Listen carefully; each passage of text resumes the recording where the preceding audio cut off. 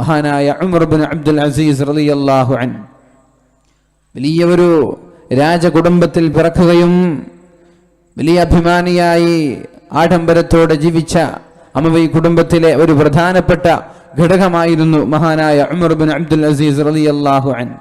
അദ്ദേഹം വളരെ ചെറുപ്പത്തിൽ ലോകത്തോട് വിട പറഞ്ഞു പോകുന്നുണ്ട്.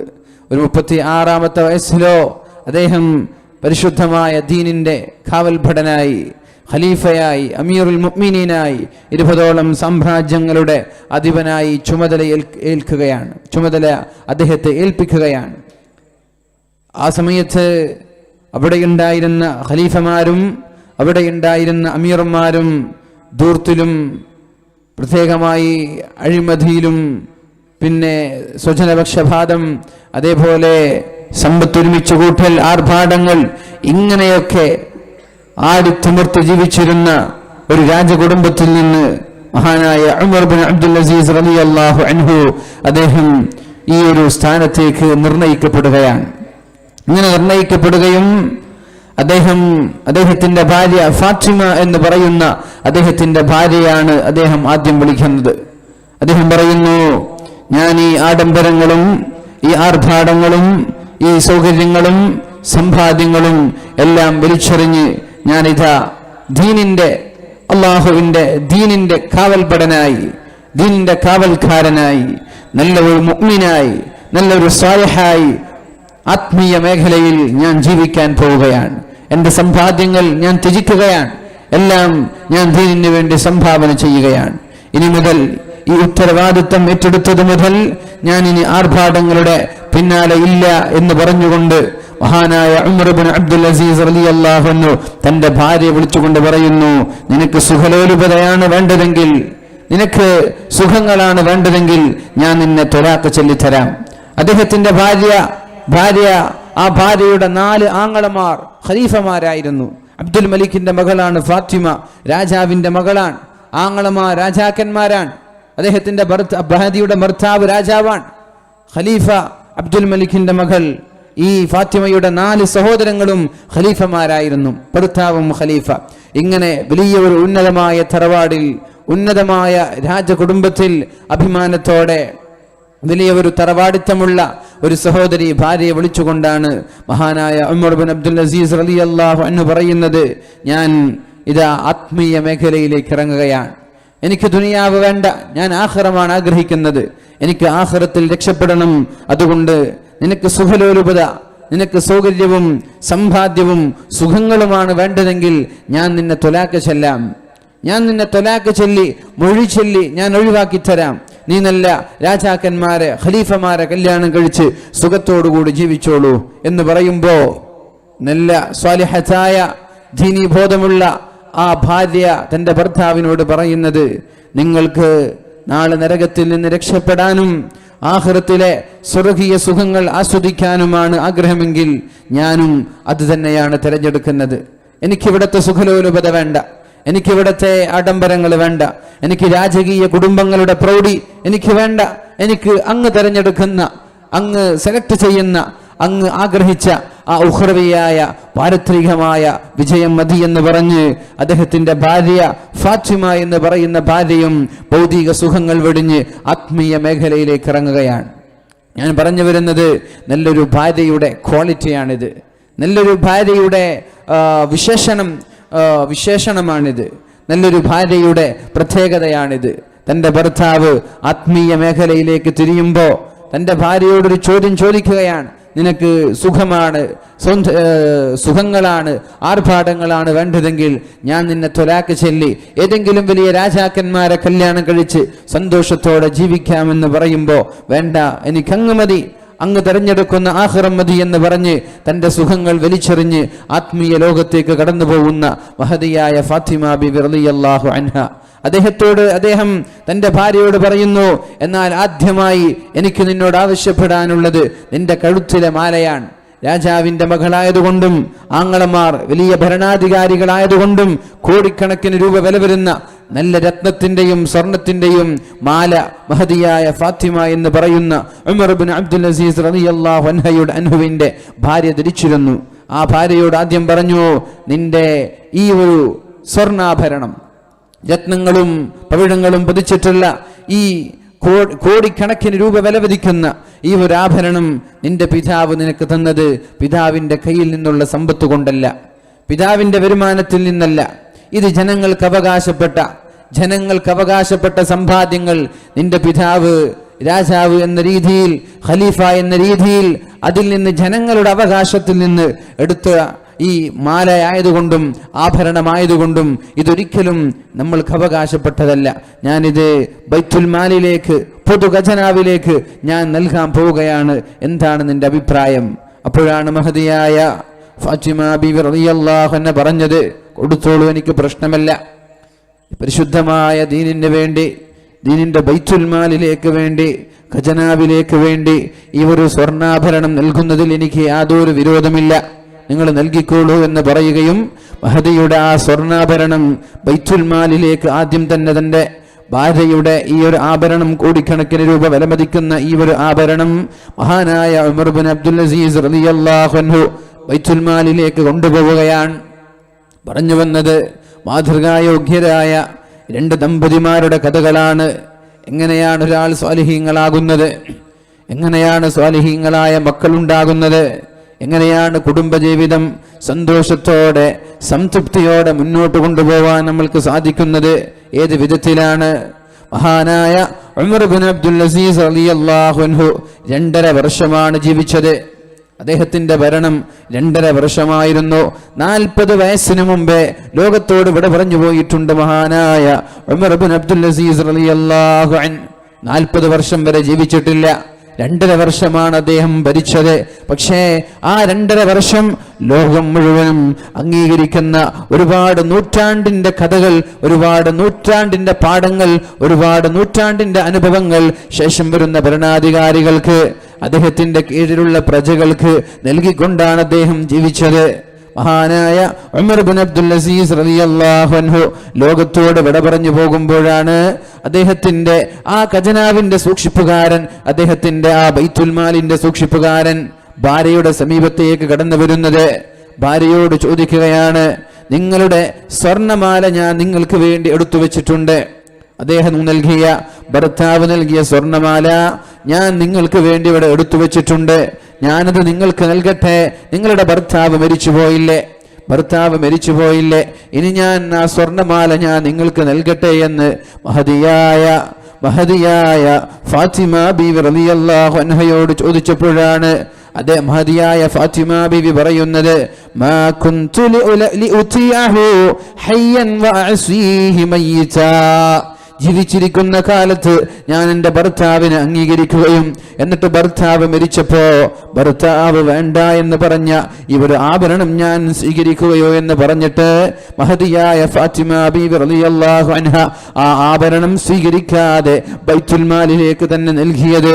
നമ്മളൊക്കെ പഠിക്കേണ്ട പാഠമാണിത്, നമ്മളൊക്കെ മനസ്സിലാക്കേണ്ട പാഠമാണിത്. കോടിക്കണക്കിന് രൂപ വിലമതിക്കുന്ന ഒരു ആഭരണം തന്റെ ഭർത്താവിന്റെ വഫാത്തിന്റെ ശേഷം നിങ്ങൾക്ക് തന്നെ ഞാൻ നൽകാമെന്നൊരു ബൈത്തുൽ മാലിന്റെ ഖജനാവിന്റെ സൂക്ഷിപ്പുകാരൻ പറയുമ്പോഴേക്കും എനിക്ക് വേണ്ട, എൻ്റെ ഭർത്താവ് എനിക്ക് വേണ്ട എന്ന് പറഞ്ഞത് ഇനി ഞാൻ ഉപയോഗിക്കൂല എന്ന് പറഞ്ഞിട്ട് ബൈത്തുൽ മാലിലേക്ക് തന്നെ തിരിച്ചു നൽകുന്ന ഒരു മാതൃകായോഗ്യയായ ഒരു ഭാര്യ. ആ ഭാര്യയിൽ നിന്നാണ് നമ്മുടെ ഭാര്യമാര് പാഠം പഠിക്കേണ്ടത്.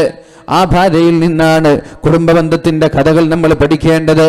ലഖദ് കാന ലക്കും ഫീ റസൂലില്ലാഹി ഉസ്വത്തുൻ ഹസനഹ ലിമാ കാന യർജുല്ലാഹ വൽ യൗമൽ ആഖിർ.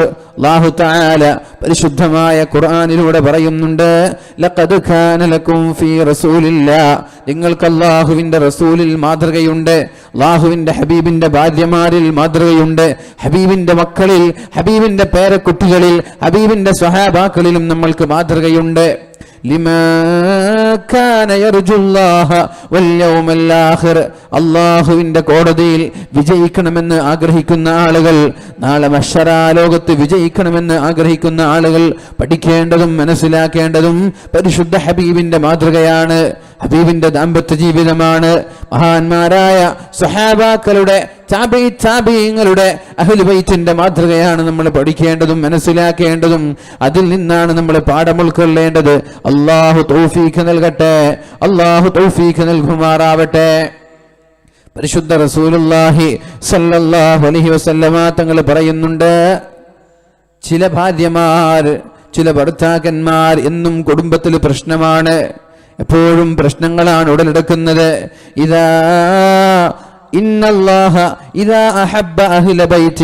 അല്ലാഹു തആല ഒരു കുടുംബത്തെ ഇഷ്ടപ്പെട്ടാൽ അദ്ഖല അലൈഹിമുർ റിഫ്ഖ, ആ കുടുംബത്തിൽ എന്നും നല്ല സൗമ്യമായ പെരുമാറ്റമായിരിക്കും ഭാര്യയുടേത്, ഭർത്താവിൻ്റെതെന്ന് പരിശുദ്ധ റസൂലുള്ളാഹ്.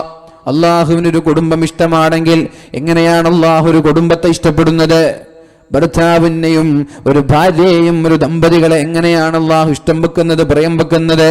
കല്യാണം കഴിക്കുന്ന സമയത്ത് ഒരു ഭർത്താവിന്റെ ലക്ഷ്യം, എൻ്റെ ഗുഹ്യാവയവങ്ങളെ, എൻ്റെ കണ്ണിനെ ഹറാമിൽ നിന്ന് നിയന്ത്രിക്കാനാണ് ഞാൻ കല്യാണം കഴിക്കുന്നത് എന്ന് ഭർത്താവും ഭാര്യയും വിചാരിച്ച് ദാമ്പത്യ ജീവിതം മുന്നോട്ട് നയിക്കുകയാണെങ്കിൽ ബാറകല്ലാഹു ലഹു ഫീഹാ, അവൾക്ക് അവനിലും അവളിലും അല്ലാഹു തആല ബറക്കത്ത് നൽകുമെന്ന് മുഹമ്മദുർ റസൂലുള്ളാഹ്. കല്യാണം കഴിക്കുന്ന സമയത്ത് ഒരു ഭർത്താവ് പെണ്ണാലോചിക്കുകയാണ്, ഒരു ചെറുപ്പക്കാരൻ പെണ്ണാലോചിക്കുകയാണ്. ആലോചിക്കുമ്പോ പെണ്ണിന്റെ സൗന്ദര്യമാണ്, പെണ്ണിന്റെ സമ്പത്താണ്, പെണ്ണിന്റെ സ്ഥാനമാനങ്ങളാണ്, പെണ്ണിന്റെ പഠനമാണ് ലക്ഷ്യമെങ്കിൽ അതൊന്നുമല്ല. ലക്ഷ്യം ഭൗതികമാണ്, ഭൗതികമായ സുഖങ്ങളാണെങ്കിൽ ആ ദാമ്പത്യ ജീവിതത്തിൽ ബറക്കത്തുണ്ടാവൂല എന്നത് യാഥാർത്ഥ്യമാണ്. അനുഭവിച്ച പാഠങ്ങളാണ് നമ്മളൊക്കെ, അല്ലേ? നമ്മളൊക്കെ പഠിച്ച മനസ്സിലാക്കിയ വിഷയങ്ങളാണത്. നമ്മൾ കല്യാണം കഴിക്കുന്ന സമയത്ത് പെണ്ണിന്റെ ഭാര്യയുടെ വീടിന്റെ വലിപ്പം നോക്കി, ഉപ്പയുടെ സമ്പാദ്യങ്ങളും വരുമാനങ്ങളും നോക്കി, പെണ്ണിന്റെ സൗന്ദര്യം നോക്കി, പെണ്ണ് എത്ര വരെ പഠിച്ചിട്ടുണ്ട്, ഡോക്ടറാണോ എഞ്ചിനീയർ ആണോ എന്നൊക്കെ നോക്കിയിട്ടാണ് കല്യാണം കഴിക്കുന്നതെങ്കിൽ ആ കല്യാണം നിങ്ങൾക്കൊരു പക്ഷേ സംതൃപ്തി നൽകിക്കൊള്ളണമെന്നില്ല.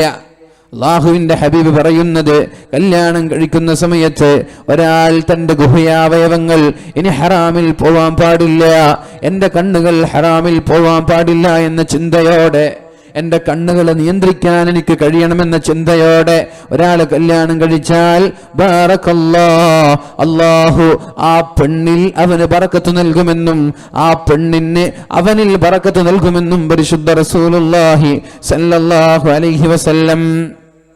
ഇദാ അറാദല്ലാഹു ബിഅഹ്ലി ബൈത്തിൻ ഖൈറാ, അല്ലാഹു ഒരു കുടുംബത്തിൽ, ഒരു ദാമ്പത്യ ജീവിതത്തിൽ, ഒരു വീട്ടിൽ അല്ലാഹു തആല ഖൈറാണ്, നന്മയാണ് ഉദ്ദേശിക്കുന്നതെങ്കിൽ അദ്ഖല അലൈഹിമുർ റിഫ്ഖ, ആ ഭാര്യയുടെയും ഭർത്താവിന്റെയും ഇടയിലുള്ള സ്വഭാവം സൗമ്യമായിരിക്കും, പരസ്പരം പോരടിക്കൂല. എന്നും ഭാര്യയും ഭർത്താവും പ്രശ്നമുണ്ടാക്കൂല. ഭർത്താവ് വീട്ടിലെത്താൻ കാത്തിരിക്കുകയാണ് ഭാര്യ എന്തെങ്കിലും ഒരു വിഷയം പറഞ്ഞ് പ്രശ്നമുണ്ടാക്കാൻ, എന്തെങ്കിലും വിഷയം പറഞ്ഞ് ഭർത്താവിനെ വേദനിപ്പിക്കാൻ. ഇദാ അറാദല്ലാഹ്, അല്ലാഹു ഒരാളെ ഒരു ദാമ്പത്യ ജീവിതത്തിലെ ഭർത്താവിനോ ഭാര്യയ്ക്കോ നന്മയാണ് ഉദ്ദേശിക്കുന്നതെങ്കിൽ അങ്ങനെ ഒരു സ്വഭാവത്തിൽ നിന്ന് നമ്മുടെ ഭാര്യ മാറിക്കിട്ടും, അതേപോലെ ഭർത്താവും മാറിക്കിട്ടും. അല്ലാഹുവിന്റെ ഹബീബായ നബി തങ്ങൾ മഹദിയായ ആയിഷ ബീവി റളിയല്ലാഹു അൻഹയോട് പറയുന്നുണ്ട്, യാ ആയിഷ, യാ ആയിഷ, ആയിഷ ബീവിയെ ഒന്ന് മയത്തോടെ പെരുമാറണം, ഒന്ന് സൗമ്യമായി പെരുമാറണം, നല്ല റിഫ്കോടുകൂടി, നല്ല സമാധാനത്തോടുകൂടി പെരുമാറണം ആയിഷ. കാരണം ഫഇന്നല്ലാഹ ഇദാ അറാദ ബിഅഹ്ലി ബൈത്തിൻ ഖൈറാ, അല്ലാഹു ഒരു കുടുംബത്തിൽ നന്മയാണ് ഉദ്ദേശിക്കുന്നതെങ്കിൽ ദല്ലഹും അലാ ബാബിൽ റിഫ്ഖി, മയത്തിന്റെ ബാബിലല്ല, മയത്തിന്റെ ബാദിൽ, മയത്തിന്റെ സൗഹാർദ്ദത്തിന്റെ സൗമ്യതയുടെ നല്ല സന്തുഷ്ടിയുടെ സംതൃപ്തിയുടെ വാതിൽ അല്ലാഹു അവർക്ക് തുറന്നു കൊടുക്കുമെന്ന് പരിശുദ്ധ റസൂലുള്ളാഹി സ്വല്ലല്ലാഹു അലൈഹി വസല്ലമ തങ്ങൾ ആയിഷ ബീവിയോട് പഠിപ്പിക്കുന്നുണ്ട്. നമ്മുടെ കുടുംബത്തിലെയും കഥകൾ അത് തന്നെയാണ്, നമ്മുടെ കുടുംബത്തിലെയും അവസ്ഥ തന്നെയാണ്. ഒരു കുടുംബത്തിൽ അല്ലാഹു നന്മ ഉദ്ദേശിച്ചിട്ടുണ്ടെങ്കിൽ ആ ഭാര്യയും ഭർത്താവും തമ്മിൽ അഡ്ജസ്റ്റ്മെന്റ് ഉണ്ടാകും, സഹകരണം ഉണ്ടാകും, പരസ്പരം പ്രശ്നങ്ങൾ ഉണ്ടാവൂല. ചെറിയ ചെറിയ കാര്യത്തിന്റെ പേരിൽ ഭാര്യ പിണക്കമുണ്ടാക്കൂല, ഭർത്താവ് പിണക്കമുണ്ടാക്കൂല. രണ്ടുപേരും ഒന്നിച്ചിട്ട് പ്രശ്നങ്ങളില്ലാതെ എന്തെങ്കിലും കുഴപ്പങ്ങൾ കാണുമ്പോ, എന്തെങ്കിലും ന്യൂനതകൾ കാണുമ്പോ രണ്ടുപേരും കണ്ണു ചിമ്മി, രണ്ടുപേരും മൈൻഡ് ചെയ്യാതെ രണ്ടുപേരും അത് പെട്ടെന്ന് മറന്നു കളഞ്ഞുകൊണ്ട് അഡ്ജസ്റ്റ് ചെയ്യുന്ന കുടുംബത്തിൽ അല്ലാഹു ഖൈർ നൽകി എന്നതിന്റെ ലക്ഷണമാണത്. അല്ലാത്ത പിണക്കങ്ങളും തർക്കങ്ങളും പ്രശ്നങ്ങളും അസ്വാരസ്യങ്ങളും അസ്വസ്ഥതകളും അസംതൃപ്തിയുമുള്ള കുടുംബത്തിന്റെ അവസ്ഥ അല്ലാഹു ആ കുടുംബത്തിൽ ഖൈർ ഉദ്ദേശിച്ചിട്ടില്ല എന്നാണ്. അല്ലാഹു ചില ആളുകൾക്ക് അങ്ങനെ പരീക്ഷണം നൽകിയേക്കാം. നല്ല സ്വാലിഹീങ്ങളായ മുഅ്മിനീങ്ങളായ ഭർത്താക്കന്മാർക്ക് അല്ലാഹു ഒരുപക്ഷേ ഒരിക്കലും നല്ല സൗമ്യതയോടെ പെരുമാറാത്ത, ബുദ്ധിമുട്ടിക്കുന്ന, പ്രശ്നങ്ങൾ ഉണ്ടാക്കുന്ന ഭാര്യയെ അല്ലാഹു പരീക്ഷണമായി നൽകിയേക്കാം. അങ്ങനെയുണ്ട്. ചില ഭാര്യമാർ എന്നും പ്രശ്നക്കാരായിരിക്കും. എത്ര സൗമ്യമായി പെരുമാറിയാലും നന്നാവൂല, എത്ര മാന്യമായി പെരുമാറിയാലും തൃപ്തരാവൂല. എന്തെങ്കിലും ചെറിയ ചെറിയ വിഷയങ്ങൾ അതിൽ കയറി പിടിച്ച് എന്തൊക്കെയോ പ്രശ്നങ്ങൾ ഉണ്ടാക്കുന്ന ഭാര്യമാർ, അതല്ലാഹു ചില ആളുകളുടെ തലയിൽ കെട്ടിവെക്കുകയാണ്. ചില മുഅ്മിനീങ്ങൾക്ക് അത് ഖൈറാണ്, അവരുടെ പാപങ്ങൾ പൊറുക്കപ്പെടാൻ. അങ്ങനെ ഭാര്യയിലൂടെയുള്ള പരീക്ഷണങ്ങൾ അല്ലാഹു നൽകും. ഈ ഭാര്യയുടെ ഈ വൃത്തികെട്ട സ്വഭാവം, ഒരിക്കലും അംഗീകരിക്കാൻ പറ്റാത്ത സ്വഭാവം ഉൾക്കൊള്ളാൻ കഴിയാതെ ഭാര്യയോടൊരു പരിധി വരെ എല്ലാം ക്ഷമിച്ചുകൊണ്ട്, എൻ്റെ ഭാര്യയല്ലേ, അള്ളാഹുവിൻ്റെ അമാനത്തിൽ ഞാൻ എന്ന് തൻ്റെ ഭാര്യയുടെ പിതാവ് പറഞ്ഞപ്പോൾ ഖബിൽതു മിൻക നികാഹഹാ, ഞാൻ സ്വീകരിച്ചു എന്ന് പറയുകയും എന്നിട്ട് തൻ്റെ ഭാര്യയായി തൻ്റെ കൂടെ വരികയും ചെയ്ത് എൻ്റെ പെണ്ണാണല്ലോ, ക്ഷമിക്കുകയല്ലാതെ വേറെ വഴിയില്ലല്ലോ എന്ന് മനസ്സിലാക്കി തൻ്റെ ഭാര്യയുടെ എല്ലാ മോശപ്പെട്ട സ്വഭാവങ്ങളും കണ്ട് ഭാര്യയുടെ പരാതികളിലെല്ലാം ക്ഷമിച്ചു നിൽക്കുമ്പോ അല്ലാഹു അയാളുടെ പാപങ്ങൾ പുറത്തു കൊടുക്കുമെന്നും അത് കാരണം അല്ലാഹു അയാളുടെ ദറജകളും സ്ഥാനങ്ങളും അധികരിപ്പിച്ചു കൊടുക്കുമെന്നും മഹാന്മാരായ ആലിമീങ്ങൾ നമ്മെ പഠിപ്പിക്കുന്നുണ്ട്. ചില ആളുകൾക്ക് അല്ലാഹു പരീക്ഷണമായിട്ട് നൽകുകയാണിത്. ചില ആളുകൾക്ക് ഒരിക്കലും അഡ്ജസ്റ്റ് ചെയ്യാൻ പറ്റാത്ത, ഒരിക്കലും സഹകരിക്കാൻ പറ്റാത്ത, എന്നെന്നും പ്രശ്നക്കാരിയായ ഭാര്യമാരെ അല്ലാഹു ചില പുരുഷന്മാർക്ക്, ചില മുഅ്മിനീങ്ങളായ, ചില സാലിഹീങ്ങളായ ആളുകൾക്ക് വരെ അല്ലാഹു നൽകിയേക്കാം. പക്ഷേ നമ്മെ സംബന്ധിച്ചിടത്തോളം അല്ലാഹുവിന്റെ പരീക്ഷണമാണെന്ന് മനസ്സിലാക്കി അതിൽ പ്രശ്നത്തിന് തിരിച്ചങ്ങോട്ട് പ്രതികരിക്കാതെ, തിരിച്ചങ്ങോട്ട് പ്രശ്നമാക്കാതെ ക്ഷമിക്കുകയും, അങ്ങനെ ക്ഷമിക്കുന്നത് കാരണം നമ്മൾക്ക് അല്ലാഹു തആല ഒരുപാട് ദോഷങ്ങളും ഒരുപാട് ദോഷങ്ങളെ പുറത്തു തരികയും ഒരുപാട് മഹത്വങ്ങൾ അല്ലാഹു നൽകുകയും ചെയ്യുമെന്ന് മഹാന്മാരായ ആലിമീങ്ങൾ നമ്മെ പഠിപ്പിക്കുന്നുണ്ട്. മഹാനായ അഹ്മദ് ബിൻ ഹംബൽ റളിയല്ലാഹു അൻഹു, അഹ്മദ് ബിൻ ഹംബൽ റളിയല്ലാഹു അൻഹു പറയുന്നുണ്ട്, ഞാൻ എൻ്റെ ഭാര്യയുടെ കൂടെ 20 വർഷമാണ് ഞാൻ ജീവിച്ചത്. ഭാര്യയുടെ കൂടെ 20 വർഷമാണ് ഞാൻ ജീവിച്ചത്. അഥവാ 20 വർഷം കഴിഞ്ഞ് തൻ്റെ ഭാര്യ മരിച്ചുപോയപ്പോ, തൻ്റെ ഭാര്യ 20 വർഷം കഴിഞ്ഞ് മരിച്ചുപോയപ്പോ മഹാനായ അഹ്മദ് ബിൻ ഹംബൽ റളിയല്ലാഹു അൻഹു പറയാണ്, ലബിസ്നാ 20 വർഷം ഞങ്ങൾ രണ്ടുപേരും ഒന്നിച്ച് ജീവിച്ചിട്ട് ഞങ്ങൾ രണ്ടുപേരും ഇതുവരെ പിണങ്ങിയിട്ടില്ല. അങ്ങനെ പറയാൻ പറ്റുന്ന എത്ര ഭർത്താക്കന്മാരുണ്ട് ഇവിടെ? 2 വർഷമായി ഞങ്ങൾ കല്യാണം കഴിഞ്ഞിട്ട് ഇതുവരെ പിണങ്ങിയിട്ടില്ല, ഇതുവരെ ഒന്ന് ദേഷ്യപ്പെട്ടിട്ടില്ല എന്ന് പറയാൻ പറ്റുന്ന എത്ര ഭർത്താക്കന്മാർ? മഹാനായ അഹ്മദ് ബിൻ ഹംബൽ റളിയല്ലാഹു അൻഹു പറയാണ്, 20 വർഷം ഞങ്ങൾ ജീവിച്ചിട്ട് ഒരു പ്രശ്നം പോലും ഞങ്ങൾക്കിടയിൽ ഉണ്ടായിട്ടില്ല. റഹിമല്ലാഹു ഉമ്മ അബ്ദില്ലാഹ്, എൻ്റെ മകന്റെ ഉമ്മയായ എൻ്റെ ഭാര്യയ്ക്ക് അല്ലാഹു റഹ്മത്ത് ചെയ്യട്ടെ, അല്ലാഹു കാരുണ്യം ചെയ്യട്ടെ എന്ന് മഹാനായ ഇമാം അഹ്മദ് റളിയല്ലാഹു അൻഹു പറയുന്നുണ്ട്. അപ്പോഴാണ് ആളുകൾ ചോദിച്ചത്, എന്തേ നിങ്ങൾ അങ്ങനെ പറയാൻ കാരണം? 20 വർഷമായി ഞങ്ങൾ രണ്ടുപേരും ഒന്നിച്ചു ജീവിച്ചിട്ട് ഒരു പ്രശ്നം പോലും ഞങ്ങൾക്കിടയിൽ ഉണ്ടായിട്ടില്ല, ഒരു തർക്കം പോലും ഞങ്ങൾക്കിടയിൽ ഉണ്ടായിട്ടില്ല. അതെങ്ങനെ സംഭവിച്ചു? അത്ഭുതം, അതെങ്ങനെ സംഭവിച്ചു? 20 വർഷം കൂടെ ജീവിച്ചിട്ട് രണ്ടുപേർക്കിടയിൽ ഒരു പ്രശ്നമോ തർക്കമോ പിണക്കമോ ഉണ്ടായിട്ടില്ലെന്നോ? അതെ, അതിന് കാരണം ഏതെങ്കിലും ഒരു വിഷയത്തിൽ ഞാൻ ദേഷ്യപ്പെട്ടാൽ, എനിക്ക് ദേഷ്യം വന്നാൽ എൻ്റെ ഭാര്യ അതിന് തിരിച്ചെന്നോട് മറുപടി പറയുന്നതിന് പകരം, തിരിച്ച് പ്രതികരിക്കുന്നതിന് പകരം എൻ്റെ ഭാര്യ എൻ്റെ കൂടെ കൂടി എന്നെ സമാധാനിപ്പിക്കുകയും എന്നെ ചിരിപ്പിക്കുകയും ചെയ്യുമായിരുന്നു എൻ്റെ ഭാര്യ. ഏതെങ്കിലും ഒരു വിഷയത്തിൽ ഭാര്യയുടെ ഭാഗത്ത് എന്തെങ്കിലും ന്യൂനതകളോ കുറവുകളോ കാണുമ്പോ ഞാൻ എങ്ങാനും ദേഷ്യപ്പെട്ടാൽ തിരിച്ച് എന്നോട് കയർക്കാതെ തിരിച്ചെന്നോട് ദേഷ്യപ്പെടാതെ എന്റെ ഭാര്യ എന്നെ ചിരിപ്പിക്കുമായിരുന്നു. അതേപോലെ എന്റെ ഭാര്യ എന്റെ ഭാഗത്ത് എന്തെങ്കിലും ന്യൂനതകൾ കാണുമ്പോ, എന്റെ ഭാഗത്ത് എന്തെങ്കിലും കുറവുകൾ കാണുമ്പോ എന്റെ ഭാര്യ എന്നോട് എന്റെ ഭാര്യ ദേഷ്യപ്പെട്ടാൽ ഞാൻ എന്റെ ഭാര്യയെ എന്തെങ്കിലും തമാശകൾ പറഞ്ഞ് എന്റെ ഭാര്യയെ ഞാൻ തൃപ്തിപ്പെടുത്തുമായിരുന്നു. തിരിച്ച് ഞാൻ അങ്ങോട്ട് ദേഷ്യപ്പെടാറില്ല. അതേപോലെ ഭാര്യ എന്നോടും തിരിച്ച് ദേഷ്യപ്പെടാറില്ല. രണ്ടുപേരും പരസ്പരം ദേഷ്യപ്പെടുമ്പോഴാണല്ലോ അവിടെ തർക്കങ്ങൾ ഉണ്ടാകുന്നത്, അവിടെ പിണക്കങ്ങൾ ഉണ്ടാകുന്നത്, അവിടെ അടിപിടി ഉണ്ടാകുന്നത്, അവിടെ അസ്വാരസ്യങ്ങൾ ഉണ്ടാകുന്നത്, അവിടെ വിവാഹമോചനങ്ങൾ നടക്കുന്നത്. ഏതെങ്കിലും ഒരു ഭാഗമൊന്ന് സൈലന്റ് ആയാൽ, ഏതെങ്കിലും ഒരു ഭാഗമൊന്ന് മനഃപൂർവ്വം ഇത് സഹിച്ച് ക്ഷമിച്ചു നിന്നാൽ ആ പ്രശ്നങ്ങൾ പെട്ടെന്ന് പരിഹരിക്കൂലേ? അതുകൊണ്ടാണ് 20 വർഷം കഴിഞ്ഞിട്ടും ഒരു പ്രശ്നം പോലും എന്റെ ഭാര്യയുടെയും എന്റെയും ഇടയിലില്ലാത്തത് എന്ന് മഹാനായ ഇമാം അഹ്മദ് റളിയല്ലാഹു അൻഹു. ഭാര്യമാരില്ലാതെ ഭർത്താക്കന്മാർക്ക് ജീവിക്കാൻ കഴിയില്ല. അത് അല്ലാഹു തആല പ്രകൃതിയാലെ അല്ലാഹു തആല നിർമ്മിച്ചൊരു നിയമമാണത്. വല്ലൈലി ഇദാ യഗ്ശാ വന്നഹാരി ഇദാ തജല്ലാ വമാ ഖലഖൽ ദകറ വൽ ഉൻസാ. അല്ലാഹു പരിശുദ്ധമായ ഖുർആനിലൂടെ പറയാണ്, വല്ലൈലി ഇദാ യഗ്ശാ, രാത്രി തന്നെയാണ് സത്യം. വന്നഹാരി ഇദാ തജല്ലാ, പകൽ തന്നെയാണ് സത്യം. ഒരു രാത്രിയും ഒരു പകലും എത്രത്തോളം ബന്ധപ്പെട്ട് കിടക്കുന്നുണ്ടോ? രാത്രിയില്ലാതെ പകലില്ലല്ലോ, പകലില്ലാതെ രാത്രിയുമില്ല. ഒരു രാത്രിയും പകലും എത്രത്തോളം ബന്ധപ്പെട്ട് കിടക്കുന്നുണ്ടോ? അതേപോലെ വമാ ഖലഖൽ ദകറ വൽ ഉൻസാ, ആണും പെണ്ണും പരസ്പരം ബന്ധപ്പെട്ട് കിടക്കുകയാണ്. ഒരു ആണില്ലാതെ ഒരു പെണ്ണില്ലാതെ രണ്ടുപേരും പരിപൂർണരാവുന്നില്ല.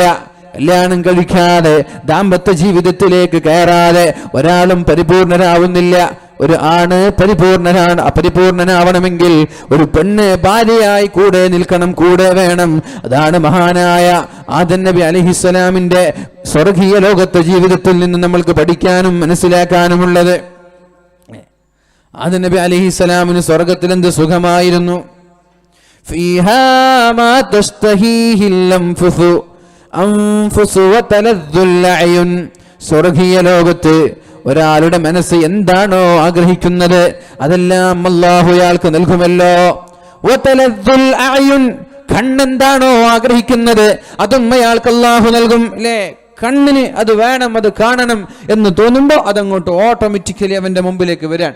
അതേപോലെ അവന്റെ മനസ്സ് എന്താണോ ആഗ്രഹിക്കുന്നത് അതും അവന്റെ മുമ്പിലേക്ക് കടന്നു വരികയാണ്.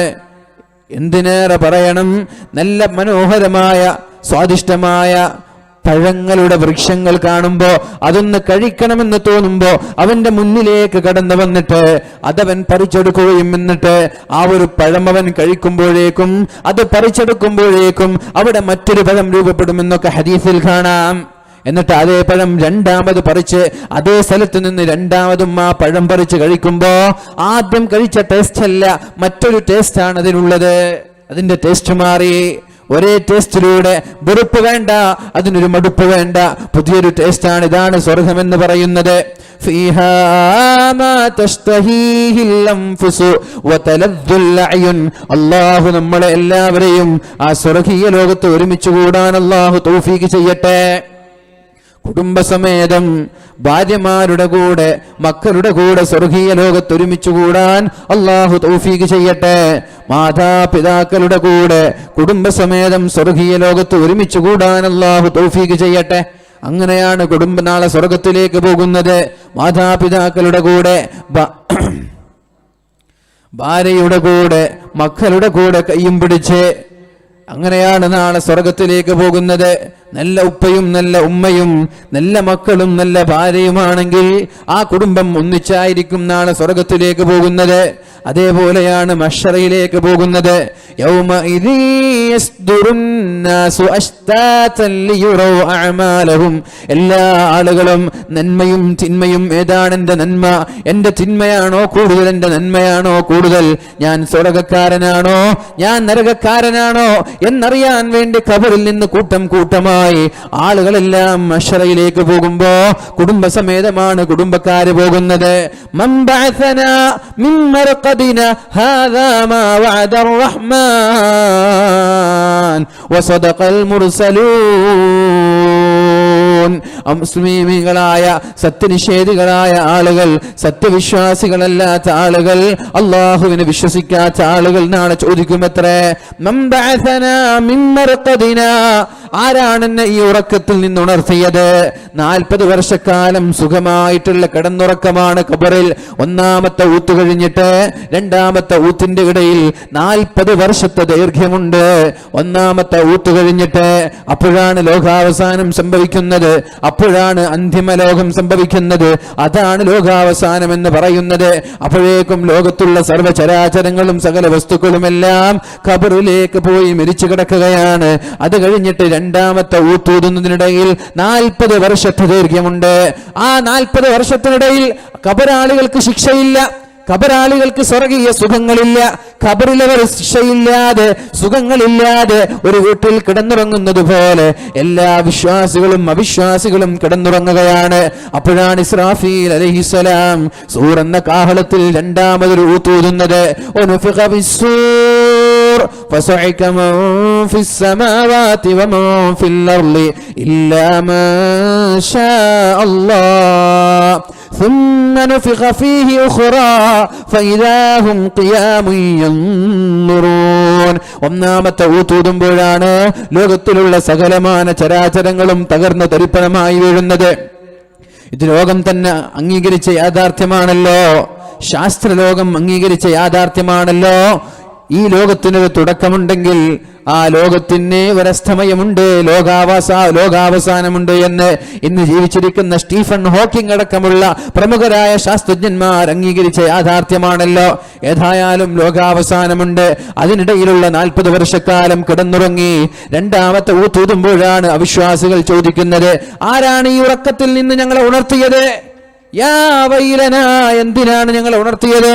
ആ സമയത്ത് നല്ലവരായ മുഅ്മിനീങ്ങളായ സത്യവിശ്വാസികളായ ആളുകൾ കുടുംബസമേതമാണ് നാളെ സ്വർഗത്തിലേക്ക് മഹ്ശറയിലേക്ക് പോകുന്നത്. എവിടെ എന്റെ ഉപ്പ, എവിടെ എന്റെ ഉമ്മ, എവിടെ എന്റെ ഭാര്യ, എവിടെ എന്റെ ഭർത്താവ്, എവിടെ എന്റെ മക്കൾ, എവിടെ എന്ന് ചോദിച്ചിട്ട് കുടുംബസമേതം കൂട്ടം കൂട്ടമായിട്ടാണ് ആളുകൾ നാളെ മഹ്ശറയിലേക്ക് പോകുന്നത്. അല്ലാഹു തആല ആ മഹ്ശറ ലോകം വിജയമാക്കി തരട്ടെ. അല്ലാഹു അർശിന്റെ തണൽ നൽകട്ടെ. അല്ലാഹു ആഫി യൗമി കാന മിഖ്ദാറുഹു 50000 സന. ഒരു ദിവസത്തിന്റെ ദൈർഘ്യം എന്ന് പറയുന്നത് 50000 വർഷത്തിന്റെ ദൈർഘ്യമാണ്. അവിടെ ഒരു ദിവസം മാത്രമേ ഉള്ളൂ. ഒരൊറ്റൊരു ദിവസമാണ് മഹ്ശറ എന്ന് പറയുന്നത്. ഇവിടുത്തെ ദിവസം പോലെയല്ല. ഇവിടുത്തെ ദിവസം പോലെ രാവിലെ 6 മണിക്ക് കഴിഞ്ഞ് കണ്ണ് ചിമ്മി തുറക്കുമ്പോഴേക്കും രാത്രി 8 മണിയായി. 8-8:30 മണിക്കാണ് വാല് തുടങ്ങിയത്.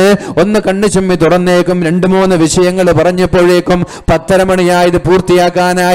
അപ്പോഴേക്കും ഒരു ദിവസം അസ്തമിക്കുകയാണ്. എന്നാൽ മഹ്ശറയുടെ അവസ്ഥ അതല്ല, മഹ്ശറയുടെ സ്ഥിതി അതല്ല. മഹ്ശറ ഭയാനകമാണ്. ഫീ യൗമി കാന മിഖ്ദാറുഹു 50000 സന. അവിടുത്തെ ഒരു ദിവസം എന്ന് പറയുന്നത് 50000 വർഷത്തിന്റെ ദൈർഘ്യമുണ്ട്. നമ്മൾക്കാകെ 50-40 വയസ്സല്ലേ ആയിട്ടുള്ളൂ അല്ലേ? നമ്മൾക്കാകെ 60 മാക്സിമം പോയ ഒരു 100. 50000 വർഷമാണവിടെ. ആ 50000 വർഷത്തിന്റെ ദൈർഘ്യമുള്ള മഹ്ശറ അല്ലാഹു എളുപ്പത്തിലാക്കി തരട്ടെ. അർശിന്റെ തണൽ നൽകി അല്ലാഹു അനുഗ്രഹിക്കട്ടെ. അവിടെയാണ് നല്ലവരല്ലാത്ത, ദീനീബോധമില്ലാത്ത, ദീനീ ചിട്ടയില്ലാത്ത കുടുംബങ്ങൾ പരസ്പരം കാണുന്നത്. മക്കൾക്ക് ദീൻ പഠിപ്പിക്കാത്ത ഉമ്മമാർ, മക്കൾക്ക് ദീൻ പഠിപ്പിക്കാത്ത ഉപ്പമാർ. ഭൗതികതയുടെ പിന്നാലെയാണ് എല്ലാവരും പോകുന്നത്. പഠിക്കാൻ വേണ്ടി പറഞ്ഞേക്കണം, വേണ്ട എന്നല്ല. ഈ മക്കൾ രാത്രികാലങ്ങളിൽ യാത്ര ചെയ്യാൻ നിങ്ങൾ എങ്ങനെയാണ്, എന്ത് ധൈര്യത്തിലാണ് സമ്മതം കൊടുക്കുന്നത്? അങ്ങനെ സമ്മതം കൊടുക്കുന്നുണ്ടെങ്കിൽ ഒളിച്ചോട്ടങ്ങളിൽ നിങ്ങൾ വിഷമിക്കാൻ പാടില്ല. മതം ഏതായാലെന്ത്, മനുഷ്യൻ നന്നായാൽ മതി എന്നൊക്കെ പറഞ്ഞിട്ടാണ് കല്യാണം നടക്കുന്നത്. അങ്ങനെയുള്ള കല്യാണങ്ങളിൽ നിങ്ങൾക്ക് വിഷമം വരാൻ പാടില്ല. ഇങ്ങനൊരു സ്വാതന്ത്ര്യം നിങ്ങൾ നൽകുകയാണെങ്കിൽ എന്നാൽ കല്യാണം കഴിച്ചോട്ടെ, അതിനും നിങ്ങൾ സ്വാതന്ത്ര്യം നൽകിക്കോളൂ. ആരെങ്കിലും എവിടെയെങ്കിലും ഒളിച്ചോടുമ്പോ നിങ്ങൾ അതിന്റെ പേരിൽ വ്യാകുലപ്പെടാനോ വിഷമിക്കാനോ പാടില്ല.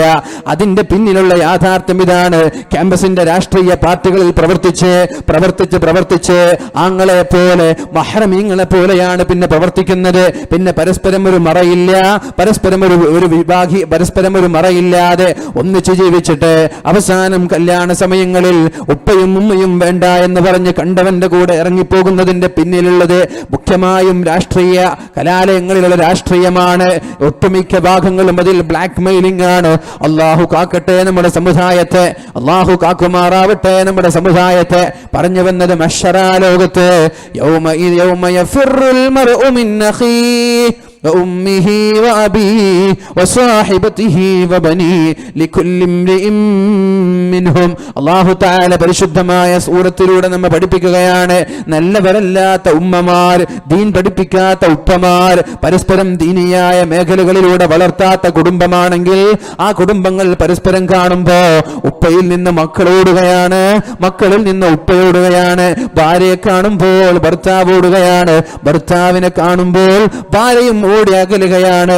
ഇതാണ് അവിടെ നടക്കുന്നത്.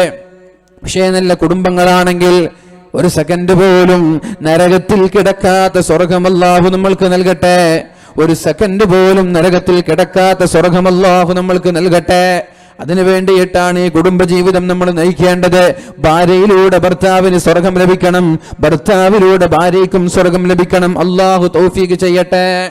കുടുംബസമേതമാണ് സ്വർഗത്തിലേക്ക് പോവേണ്ടത്. ആദം നബി അലൈഹിസ്സലാം, ഞാൻ പറഞ്ഞു, മഹാനായ ആദം നബി അലൈഹിസ്സലാമിന് സ്വർഗീയ സുഖങ്ങളെല്ലാം ഉണ്ട് അല്ലേ.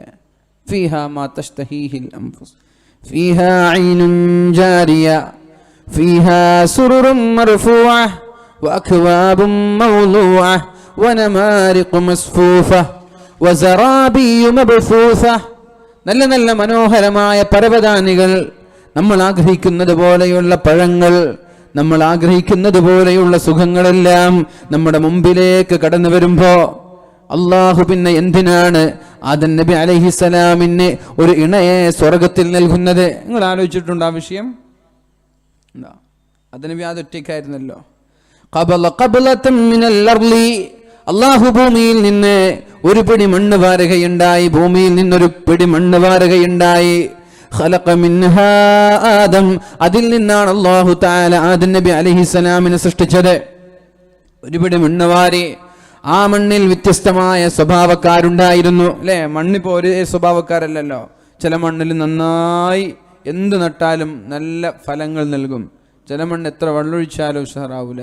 ചിലത് പാറയായിരിക്കും, ചിലത് പീഠഭൂമിയായിരിക്കും, ചിലത് സ്ലിപ്പറി വഴുതുന്ന സ്ഥലങ്ങളായിരിക്കും, ചിലത് മണലുള്ളത്. അങ്ങനെ പല സ്വഭാവം മണ്ണിനുള്ളത്, വ്യത്യസ്തമായ സ്വഭാവങ്ങൾ. അപ്പൊ അള്ളാഹു ഒരു പിടി മണ്ണ് വാരി, ആ മണ്ണിൽ നിന്നാണ് അള്ളാഹു തആല മഹാനായ ആദം നബി അലൈഹിസ്സലാമിനെ സൃഷ്ടിച്ചത്. ആദം നബി അലൈഹിസ്സലാമിന്റെ ഭാര്യയിൽ നിന്നാണ് മഹദിയായ ഹവ്വാ ബീവി റളിയല്ലാഹു അൻഹയെ അള്ളാഹു സൃഷ്ടിക്കുന്നത്. രണ്ടുപേരുടെയും സ്വഭാവങ്ങളിൽ വ്യത്യാസമുണ്ടാകും. മണ്ണിന്റെ വ്യത്യസ്തമായ സ്വഭാവങ്ങളായതുകൊണ്ട് തന്നെ അതിൽ നിന്നുണ്ടാകുന്ന മക്കൾ, സന്താനങ്ങളിലും വ്യത്യസ്തമായ സ്വഭാവക്കാരായിരിക്കും. ചില ആളുകൾ ചൂടന്മാരായിരിക്കും, ചില ആളുകൾ തണുപ്പന്മാർ, എത്ര ചൂടാക്കിയാലും ചൂടാവൂല. ചില ആളുകൾ അഹങ്കാരികൾ, ചില ആളുകൾ പല രീതിയിലുള്ള കുറുമ്പും കുശുമ്പും വൈരാഗ്യവും പകയുമുള്ള പല രീതിയിലുള്ള സ്വഭാവക്കാരുണ്ടാകും. അതുകൊണ്ട് തന്നെയാണ് അല്ലാഹുവിന്റെ ഹബീബ് സല്ലല്ലാഹു അലൈഹി വസല്ലമ തങ്ങൾ പറഞ്ഞത്, ലാ യഫ്റുഖു മുഅ്മിനുൻ മുഅ്മിനതൻ, ഒരു ഭർത്താവും ഭാര്യയെ വെറുത്തു പോകരുത് എന്ന് പറഞ്ഞത് കൊണ്ടാണ്. ഒരു ഭർത്താവും ഭാര്യയെയോ ഒരു ഭാര്യയും ഭർത്താവിനെയോ വെറുക്കാൻ പാടില്ല. ലാ യഫ്റുഖു മുഅ്മിനുൻ മുഅ്മിനതൻ, ഒരു മുഅ്മിനായ സഹോദരനും തന്റെ ഭാര്യയെ വെറുത്തു പോകരുത്. ഇൻ കരിഹ മിൻഹാ ഖുലുഖൻ റളിയ മിൻഹാ ആഖർ, തന്റെ ഭാര്യയുടെ ഒരു സ്വഭാവം നിനക്ക് ഇഷ്ടപ്പെട്ടില്ലേ, അതിന്റെ പേരിൽ ദേഷ്യപ്പെടണ്ട, അതിന്റെ പേരിൽ നീ ചൂടാവണ്ട. റളിയ മിൻഹാ ആഖർ, ആ ഭാര്യയ്ക്ക് നിനക്ക് ഇഷ്ടപ്പെടാൻ പറ്റുന്ന, നിനക്ക് സംതൃപ്തി നൽകാൻ പറ്റുന്ന മറ്റൊരു സ്വഭാവം ഉണ്ടാകുമെന്ന് മുഹമ്മദുർ റസൂലുള്ളാഹ്. അല്ലേ? നല്ല പാചകക്കാരിയായ ഭാര്യ ആയിരിക്കും ഒരു പക്ഷേ, പാചകം നന്നായി ചെയ്യും, അൽഹംദുലില്ലാഹ്. ഹോട്ടലിൽ പോലും പോവേണ്ട ആവശ്യമില്ല, 3 നേരം സ്വാദിഷ്ടമായ ഭക്ഷണം എനിക്ക് കഴിക്കാമല്ലോ, ഇതെന്റെ ഭാര്യ ഉണ്ടാക്കി തരുന്ന ഭക്ഷണമാണല്ലോ. എന്റെ ചങ്ങാതിയുടെ അവസ്ഥ എന്താ? മര്യാദക്കൊരു ചായ പോലും വെക്കാൻ പറ്റാത്ത ഭാര്യ. എന്റെ അയൽവാസിയുടെ അല്ലെങ്കിൽ എന്റെ ജ്യേഷ്ഠന്മാരുടെ, അനുജന്മാരുടെ, കുടുംബക്കാരുടെ, അവരുടെയൊക്കെ അവസ്ഥ എന്താ? ഒരു സ്വാദിഷ്ടമായ ഭക്ഷണം അവർക്ക് കഴിക്കാൻ പറ്റുന്നില്ലല്ലോ. എനിക്കാണെങ്കിൽ ആ വിഷയത്തിൽ വളരെ റാഹത്താണല്ലോ. എന്റെ ഭാര്യയ്ക്ക് സൗന്ദര്യം അല്പം കുറഞ്ഞാലെന്താ? 3 നേരം സ്വാദിഷ്ടമായ ഭക്ഷണം എനിക്ക് കഴിക്കാമല്ലോ. ഇങ്ങനെയാ നമ്മൾ ചിന്തിക്കേണ്ടത്. എല്ലാം ഉണ്ട്, എന്തില്ല? ഒന്നില്ല. അതിൻ്റെ പേരിൽ ആ കുറവ് നോക്കിയിട്ടല്ല നമ്മൾ പെരുമാറേണ്ടത്. ഇനി പാചകം പോലെ വളരെ മോശമാണ്, പാചകം വളരെ തൃപ്തമല്ല.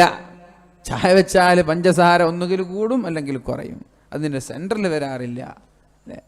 കറി വെച്ചാൽ ഉപ്പും മുളകും പുളിയും എല്ലാം അതിൻ്റെ പാകത്തിന് വരാറില്ല. എപ്പോഴും എന്തെങ്കിലും ഒരു മിസ്റ്റേക്സ് ഉണ്ടാകും, കഴിക്കണമെന്ന് തോന്നൂല. എന്നാ പിന്നെ വെറുപ്പിക്കുന്നത് വേണ്ടാന്ന് വെച്ചിട്ട് കഴിച്ചിട്ട് എങ്ങനെങ്കിലും പള്ളിലാക്കും, വേണമെങ്കിൽ പുറത്തു പോയിട്ട് ഹോട്ടലിൽ നിന്ന് കഴിക്കും. വിഷമിക്കണ്ട, നിന്റെ ഭാര്യയ്ക്ക് പാചകം അറിയുന്നില്ല എന്ന് പറഞ്ഞ് ഭാര്യയെ നിങ്ങൾ കുറ്റപ്പെടുത്തണ്ട, ഭാര്യയെ നിങ്ങൾ വെറുക്കണ്ട. ഒരുപക്ഷേ ആ ഭാര്യ നല്ല സുന്ദരിയായിരിക്കും, ഭാര്യയുടെ മുഖം കാണുമ്പോൾ ഒരു സംതൃപ്തി തോന്നുന്നില്ലേ? പാചകം കുഴപ്പമാണ്, ഭക്ഷണം കുഴപ്പമാണ്. എന്നാൽ നിന്റെ ചങ്ങാതിമാർ, നിന്റെ അയൽവാസികൾ, നിന്റെ കുടുംബക്കാരിലെ, നിന്റെ സുഹൃത്തിന്റെ ഫാമിലി ഫ്രണ്ട്സിന്റെ ഭാര്യമാർ കാണാൻ സൗന്ദര്യമില്ലാതെ, കാണാൻ തീരെ നിറമില്ലാതെ, തീരെ ഭംഗിയില്ലാത്തവരുണ്ടാകുമ്പോ അള്ളാഹു എനിക്ക് സുന്ദരിയായ സുമുഖിയായ നല്ല സൗന്ദര്യമുള്ള പെണ്ണ് തന്നല്ലോ, പെണ്ണിന്റെ മുഖം കാണുമ്പോൾ എനിക്കൊരു സംതൃപ്തി വരുന്നുണ്ടല്ലോ. ഭക്ഷണം അത് കുഴപ്പം തന്നെയാണ്, എന്നാൽ നല്ല സ്വഭാവമുണ്ട്, നല്ല സൗന്ദര്യമുണ്ടല്ലോ. ഇനി സൗന്ദര്യമില്ല, ഇനി പാചകവും പോരാ, അതിന്റെ പേരിൽ നിങ്ങൾ വെറുക്കല്ല. നിങ്ങളുടെ ഭാര്യമാരോട് അനിഷ്ടം തോന്നരുത്. ഒരുപക്ഷേ നല്ല സ്വഭാവക്കാരിയായിരിക്കും, എത്ര സൗന്ദര്യം ഉണ്ടായിട്ടെന്താ, എത്ര ഭംഗി ഉണ്ടായിട്ടെന്താ? സ്വഭാവം പോരെങ്കിൽ ഒരു മനുഷ്യന്റെ ജീവിതം താറുമാറായി എന്നതിൽ സംശയമേ ഇല്ല. അല്ലേ? എത്ര സൗന്ദര്യം ഉണ്ടായിട്ടെന്താ, എത്ര ഭംഗി ഉണ്ടായിട്ടെന്താ? സ്വഭാവം നന്നല്ലേ ആ മനുഷ്യന്റെ ജീവിതം. നമ്മളെ കാസർഗോഡ് ഭാഷയിലൊക്കെ പറഞ്ഞ നായ നക്കി എന്ന് പറയും. നിങ്ങളെ ഭാഷയിൽ പറയുന്നത് നായ നക്കിയതുപോലെ. യാഥാർത്ഥ്യം അങ്ങനെ തന്നെയല്ലേ? അല്ലേ? കെട്ടിയ പെണ്ണ് സ്വഭാവം മോശമാണെങ്കിൽ നായ നക്കിയ ജീവിതമായിരിക്കും. അപ്പോൾ അങ്ങനെയൊക്കെ ഉണ്ടാകും. അപ്പം എന്ത് വേണം? നിങ്ങൾ വെറുത്തു പോകരുത്, നിങ്ങളുടെ ഭാര്യമാരെ വെറുത്തു പോകരുത്. സ്വഭാവം നന്നായില്ലേ, സ്വഭാവവും മോശമാണ്, അതിലും നിങ്ങൾ വിഷമിക്കണ്ട. ഒരുപക്ഷേ മക്കൾക്ക് ദീനീ ബോധം നൽകുന്ന, മക്കളെ നന്നായി പഠിപ്പിക്കുന്ന, നല്ല തൻ്റെടമുള്ള, മക്കൾക്ക് നല്ല ദീനീ വിദ്യാഭ്യാസം നൽകുന്ന, ചിട്ടയോടെ വളർത്തുന്ന ഭാര്യയായിരിക്കും. ചുരുക്കി പറഞ്ഞാൽ ഏതെങ്കിലും ഒരു മേഖലയിൽ, ഒരു മേഖലയിൽ നിങ്ങളുടെ ഭാര്യയ്ക്ക് പ്രത്യേകമായ ഒരു കഴിവുണ്ടാകും. ഒരു കഴിവുമില്ലാത്ത ഭാര്യയാണല്ലോ പഠിച്ചോനെ എനിക്ക് കിട്ടിയത്, അങ്ങനെ ഉണ്ടാവും ചില ആളുകൾ. എൻ്റെ ഭാര്യയ്ക്ക് ഇപ്പോൾ സൗന്ദര്യമില്ല, സ്വഭാവമില്ല, പാചകം അറിയുന്നില്ല, അച്ചടക്കമില്ല, ഒന്നുമില്ല, പഠിച്ചോനെ ഞാൻ വിട്ടുപോയി. അങ്ങനെ നിങ്ങൾക്കാർക്കെങ്കിലും തോന്നുന്നുണ്ടെങ്കിൽ അള്ളാഹു നൽകിയ പരീക്ഷണമാണ്. നിങ്ങൾ ക്ഷമിക്കണേ, അള്ളാഹു നിങ്ങളുടെ പാപങ്ങൾ പുറത്തു തരാൻ, അള്ളാഹു നിങ്ങൾക്ക് മഹത്വം നൽകാൻ, അള്ളാഹു നിങ്ങളുടെ ദറജ കൂട്ടിത്തരാൻ, അള്ളാഹു ഉന്നതമായ സ്ഥാനക്കയറ്റം നൽകാൻ വേണ്ടി അള്ളാഹു നിങ്ങൾക്ക് നൽകുന്ന പരീക്ഷണമാണെന്ന് മനസ്സിലാക്കി അള്ളാഹുവിന് വേണ്ടി ക്ഷമിക്കണേ. കാരണം നമ്മുടെ ഭാര്യമാരെന്നുള്ളത് അള്ളാഹുവിന്റെ ഉടമ്പടിയിലാണ് നമ്മൾ ഏറ്റെടുത്തിട്ടുള്ളത്. അള്ളാഹുവിന്റെ നാമത്തിലാണ് ഈ കരാറ്. ഇത് വക്കീലന്മാരെ കൊണ്ടുവന്നിട്ടോ അല്ലെങ്കിൽ ഏതെങ്കിലും വക്കീലന്മാരുടെ കോടതിയുടെ മുമ്പിൽ പോയി രജിസ്റ്റർ ഓഫീസിൽ പോയി ഒപ്പിടലല്ല. നമ്മുടെ വിവാഹം എന്ന് പറയുന്നത് പരിശുദ്ധ റസൂലുള്ളാഹി സ്വല്ലല്ലാഹു അലൈഹി വസല്ലമ തങ്ങൾ പറഞ്ഞതുപോലെ ഇത്തഖുല്ലാഹ ഫിന്നിസാ, നിങ്ങളുടെ ഭാര്യമാരുടെ കാര്യത്തിൽ നിങ്ങൾ അള്ളാഹുവിനെ പേടിക്കണം. ഇത്തഖുല്ലാഹ ഫിന്നിസാ, നിങ്ങളുടെ ഭാര്യമാരുടെ കാര്യത്തിൽ നിങ്ങൾ അള്ളാഹുവിനെ പേടിക്കണം. ഫഇന്നഹുന്ന അവാനുൻ ഇൻദകും, അവർ നിങ്ങളുടെ അടുത്തേക്ക് നിങ്ങളെ പ്രതീക്ഷിച്ച് കടന്നു വന്ന നിങ്ങൾ ശ്രദ്ധിക്കേണ്ട ഒരു വ്യക്തിയാണവൾ. അവളുടെ കണ്ണൂർ ജില്ലക്കാർക്ക് പ്രശ്നം ഉണ്ടാവൂല, അല്ലേ? നിങ്ങളെ നാട്ടുകാർക്ക് ഈ പ്രശ്നം ഉണ്ടാവൂല. കാരണം ഭർത്താവിന്റെ വീട്ടിലേക്ക് അവൾ വരുന്നില്ല, അവൾ നിൽക്കുന്നത് അവളുടെ വീട്ടിലാണ്. മറ്റുള്ള ജില്ലക്കാർക്ക് ഇങ്ങനൊരു പ്രശ്നമുണ്ട്. തന്റെ ഉമ്മയെ, തന്റെ ഉപ്പയെ, തന്റെ ആങ്ങളമാരെ, തന്റെ ജ്യേഷ്ഠത്തിമാരെ, തന്റെ കുടുംബക്കാരെ എല്ലാം ഒഴിവാക്കി എന്ന് പറഞ്ഞാൽ അവരോടെല്ലാം സലാം പറഞ്ഞ് ഇനി ഞാൻ ജീവിക്കേണ്ടത് എന്റെ ഭർത്താവിന്റെ കൂടെയാണല്ലോ എന്ന് പ്രതീക്ഷിച്ചിട്ട്, ഈ ഭർത്താവിനെ പ്രതീക്ഷിച്ചിട്ടാണ് ഈ പെണ്ണ് ഭർത്താവിന്റെ വീട്ടിലേക്ക് വരുന്നത്. പിന്നെ അവിടെയുള്ളത് ഭർത്താവിന്റെ പെങ്ങന്മാരാണ്, ഭർത്താവിന്റെ ഉമ്മയും ഭർത്താവിന്റെ ഉപ്പയുമാണ്, ഭർത്താവിന്റെ ജ്യേഷ്ഠന്മാരുടെ ഭാര്യമാരാണ്. ഒരുപക്ഷെ വീട്ടിലുള്ള സൗകര്യം ഭർത്താവിന്റെ വീട്ടിൽ കിട്ടിക്കൊള്ളണമെന്നില്ല. ഭർത്താവിന്റെ പെങ്ങന്മാര് പ്രശ്നമുണ്ടാക്കിയേക്കാം, ഭർത്താവിന്റെ ഉമ്മമാര് പ്രശ്നമുണ്ടാക്കിയേക്കാം, ഭർത്താവിന്റെ ജ്യേഷ്ഠന്മാരുടെ ഭാര്യമാര് പ്രശ്നമുണ്ടാക്കിയേക്കാം. സത്യത്തിൽ എവിടെയും പ്രശ്നം നടക്കുന്നില്ല. പ്രശ്നം നടക്കുന്നത് അവരുടെ ചിന്തകൾക്കാണ്. ഒരു വീട്ടിലും പ്രശ്നം നടക്കുന്നില്ല, ഒരു വീട്ടിലും പ്രശ്നം നടക്കുന്നില്ല. പ്രശ്നം നടക്കുന്നത് അവരുടെ ചിന്തയ്ക്കാണ്. ഇല്ലാത്തത് ചിന്തിക്കുകയാണ്, പറയാത്തത് ചിന്തിക്കുകയാണ്, പറയാത്തത് കേൾക്കുകയാണ്, ഇല്ലാത്തത് കാണുകയാണ്. ഇയ്യാകും വല്ലന്ന ഫഇന്ന ബഅലല്ലന്നി ഇസ്മുൻ. അല്ലാഹുവിന്റെ ഹബീബ് പറയാണ്, നിങ്ങൾ വെറുതെ എന്തൊക്കെയോ ചിന്തിക്കരുത്.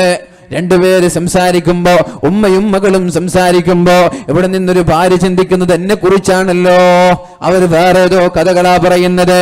എവിടത്തെയോ കഥകൾ പറയുമ്പോ എന്നെ കുറിച്ച് തന്നെയാണ് പറഞ്ഞത്. എന്നിട്ട് ഭർത്താവ് വീട്ടിലേക്ക് വരുമ്പോ ഉമ്മയെ കുറിച്ച്, പെങ്ങളെ കുറിച്ച് പരാതി പറയുന്ന എത്ര ഭാര്യമാരുണ്ട്. സത്യം പറഞ്ഞാൽ ഈ ഉമ്മയും ഈ പെങ്ങളും സംസാരിച്ചത് ഈ പെണ്ണിനെ കുറിച്ചല്ല, വേറെവിടുത്തെയോ കഥകളാണ്. അതുകൊണ്ട് നിങ്ങൾ ചിന്തിക്കേണ്ട, അനാവശ്യമായി ചിന്തിക്കരുത്. ഇയ്യാകും വല്ലന്ന, ഇല്ലാത്തത് ചിന്തിക്കരുത്, അനാവശ്യമായി ചിന്തിക്കരുത്, ചിന്തിച്ച് കാട് കയറരുത്. ചില ചിന്തകൾ തെറ്റാണ്, ആ തെറ്റ് കാരണം നരകത്തിലേക്ക് പോവേണ്ടി വരും. ആ തെറ്റ് കളവാണ്, ആ ചിന്തകൾ വരെ തെറ്റാണ്. അതുകൊണ്ട് നിങ്ങൾക്ക് ഉറപ്പില്ലാത്ത എന്തെങ്കിലും ഭാവിച്ചിട്ട്, എന്തെങ്കിലും ഊഹിച്ചിട്ട് അങ്ങനെ പറഞ്ഞുവല്ലോ, അതെന്നെ കുറിച്ചാണല്ലോ, എന്നെ നോക്കിയല്ലോ, ഒന്ന് കണ്ണുരുട്ടിയല്ലോ, പറയുന്ന വാക്കുകൾ വരെ എന്നെ കുറിച്ചാണെന്നൊക്കെ ഇല്ലാത്തത് ചിന്തിച്ചിട്ടാണ് പ്രശ്നങ്ങൾ ഉണ്ടാകുന്നത്. എന്താണെങ്കിലും ഒരു വീടിന്റെ അന്തരീക്ഷത്തിൽ തന്റെ ഭാര്യ കടന്നു വരുന്നത് ഭർത്താവിനെ പ്രതീക്ഷിച്ചിട്ടാണ്. ഭർത്താവിനോട് പരാതികൾ പറയുമ്പോ ചില ഭർത്താക്കന്മാരുണ്ട്, ആ ഭാര്യമാരെ അതിന്റെ പേരിൽ അടിക്കുന്നവരും, അതിന്റെ പേരിൽ പ്രശ്നമുണ്ടാക്കുന്നവരും, അതിന്റെ പേരിൽ അവരെ വേദനിപ്പിക്കുന്നവരും. പെങ്ങന്മാരുടെ, ഉമ്മമാരുടെയൊക്കെ കൂടണ്ട എന്നല്ല, ഉമ്മമാര് തന്നെയാണ് ഒരു ഭർത്താവിന് സ്വർഗം നൽകുന്നത്. ഒരു ഭർത്താവിന് സ്വർഗം ലഭിക്കണമെങ്കിൽ ഉമ്മയുടെ കാൽപാദത്തിലാണ് സ്വർഗമുള്ളത്. ഒരു ഭർത്താവിന്റെ സ്വർഗം ഉമ്മയാണ്, ഒരു പെണ്ണിന്റെ സ്വർഗം ഭർത്താവാണ്. ഒരുപക്ഷേ നിരപരാധിയായ നിന്റെ ഭാര്യ നിരപരാധിയായിരിക്കാം. ഇല്ലാത്ത നുണകൾ നിന്നോട് പറഞ്ഞു തന്നിട്ട് എത്ര ആത്മഹത്യകളാണ് നടക്കുന്നത്, എത്ര വീടുകളിലാണ് പീഡനങ്ങൾ നടക്കുന്നത്.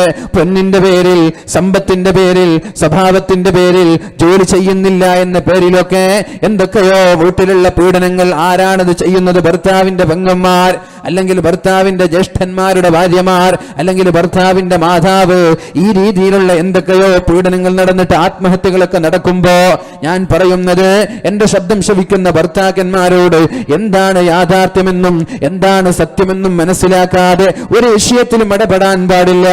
തന്നെ വെറുതെ ആവശ്യമില്ലാതെ ഭർത്താവിന്റെ ഉമ്മമാരെ കുറിച്ച് കുറവുകളും കുറ്റങ്ങളും ഭാര്യമാര് പറയുമ്പോ ഉമ്മമാർക്കെതിരെ ശബ്ദിക്കരുത്, ഉമ്മമാരോട് പിണങ്ങരുത്, ഉമ്മമാരെ വെറുപ്പിക്കരുത്. ഇൻഷാ അല്ലാഹ് ചെലവിന് മാത്രം എന്ന് പറഞ്ഞാൽ എത്ര ചെലവുണ്ട്? ചെലവിന് മാത്രമാണ്, കൂടുതൽ ഇടണ്ടെന്ന്. 500 ഇട്ടാൽ മതി എല്ലാവരും. പരിപാടിയുടെ ചെലവല്ലേ? ഇൻഷാ അല്ലാഹ്. അപ്പോൾ ബക്കറ്റ് വരുമ്പോൾ മാന്യമായ രീതിയിൽ തന്നെ സഹകരിക്കുക. എബവ് ഒരു 100-ന് മുകളിലെങ്കിലും ഇൻഷാ അല്ലാഹ് ഇടുക, കുറക്കണ്ട. അതിന് താഴെ വേണ്ട. 100ഒക്കെ ചെറിയ പൈസ അല്ലേ? അപ്പോൾ 100 ആൻഡ് എബവ്, 500, 1000, 2000, 200, 250, മാക്സിമം ഒരു താഴോട്ട് പോയാൽ മിനിമം ഒരു 50 ആയിക്കോട്ടെ, അതിനേക്കാളും കുറയണ്ട. ഇൻഷാ അല്ലാഹ് അങ്ങനെ ചെയ്യാം. അല്ലാഹു തൗഫീഖ് ചെയ്യട്ടെ. അപ്പോൾ ഞാൻ പറഞ്ഞു വന്നത്, അത് ഭാര്യമാരുടെ വർത്തമാനങ്ങൾ കേട്ടിട്ട് ഉമ്മയോടും പണങ്ങാൻ പാടില്ല. ഭാര്യ എന്തെങ്കിലും പറയുമ്പോൾ എൻ്റെ ഉമ്മ അങ്ങനെ ചെയ്തു, എന്നാൽ പിന്നെ ഉമ്മയ്ക്ക് ഞാൻ ശരിയാക്കി കൊടുക്കാം. അങ്ങനെയുണ്ട്. ഉമ്മമാരെ ഭാര്യമാരുടെ തലയണ മന്ത്രം കേട്ടിട്ട് ഉമ്മമാരെ വെറുക്കുന്നവരുണ്ട്, പെങ്ങന്മാരോട് പിണങ്ങുന്നവരുണ്ട്, സംസാരിക്കാത്തവരുണ്ട്. ഇതൊക്കെ യാഥാർത്ഥ്യമെന്ത് എന്ന് തിരിച്ചറിയണം, സത്യമെന്ത് എന്ന് തിരിച്ചറിയണം. എവിടെയാണ് സത്യമുള്ളത്, എവിടെയാണ് യാഥാർത്ഥ്യമുള്ളത് എന്നറിയാതെ ഒരിക്കലും ഒരു വിഷയത്തിലും ഇടപെടാൻ പാടില്ല.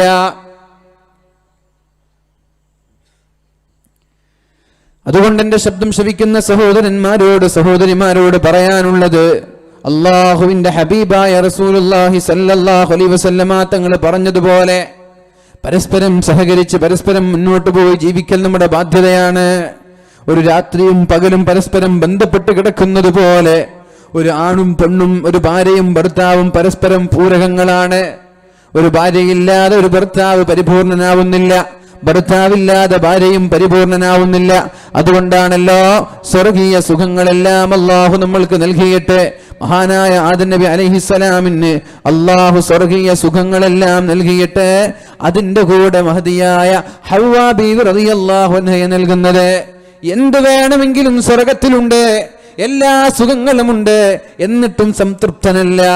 അപ്പോഴാണ് അള്ളാഹു സമാധാനത്തിന് വേണ്ടി, ജീവിതത്തിലെ ഒരു സംതൃപ്തിക്ക് വേണ്ടി, ജീവിതത്തിലൊരു സമാധാനത്തിനൊരു ടൈം പാസിനൊരു നേരം പോക്കിന് വേണ്ടി മഹാനായ ആദം നബി അലൈഹിസ്സലാമിന് അള്ളാഹു ഇണയെ നൽകുന്നത്. പരിശുദ്ധമായ ഖുർആൻ പറയുന്നത് അങ്ങനെയാണ്. ബിസ്മില്ലാഹിർ റഹ്മാനിർ റഹീം. ഹുവല്ലദീ ഖലഖകും മിൻ നഫ്സിൻ വാഹിദ. ഒരൊറ്റ ഒരു ശരീരത്തിൽ നിന്ന് നിങ്ങളെ പഠിച്ചവനാണവൻ. വജഅല മിൻഹാ സൗജഹാ. അതിൽ നിന്ന് തന്നെ നിങ്ങൾക്ക് ഇണകളെ നൽകിയവനാണവൻ. എന്തിനാണ് അങ്ങനെ ഇണകളെ നൽകിയത്? ലിയസ്കുന ഇലൈഹാ. ലിയസ്കുന ഇലൈഹാ. അവൻ അവളിലേക്ക് ചേരാനാണ്, അവൻ അവളിലേക്ക് ചേരാനാണ്, അവനും അവളും ഒന്നിക്കാനാണ്. ഞാൻ പറഞ്ഞല്ലോ, ഒരു ഭാര്യയും ഭർത്താവും എന്നുള്ളത് പകലും രാത്രിയും പോലെ പരസ്പര പൂരകങ്ങളാണ്.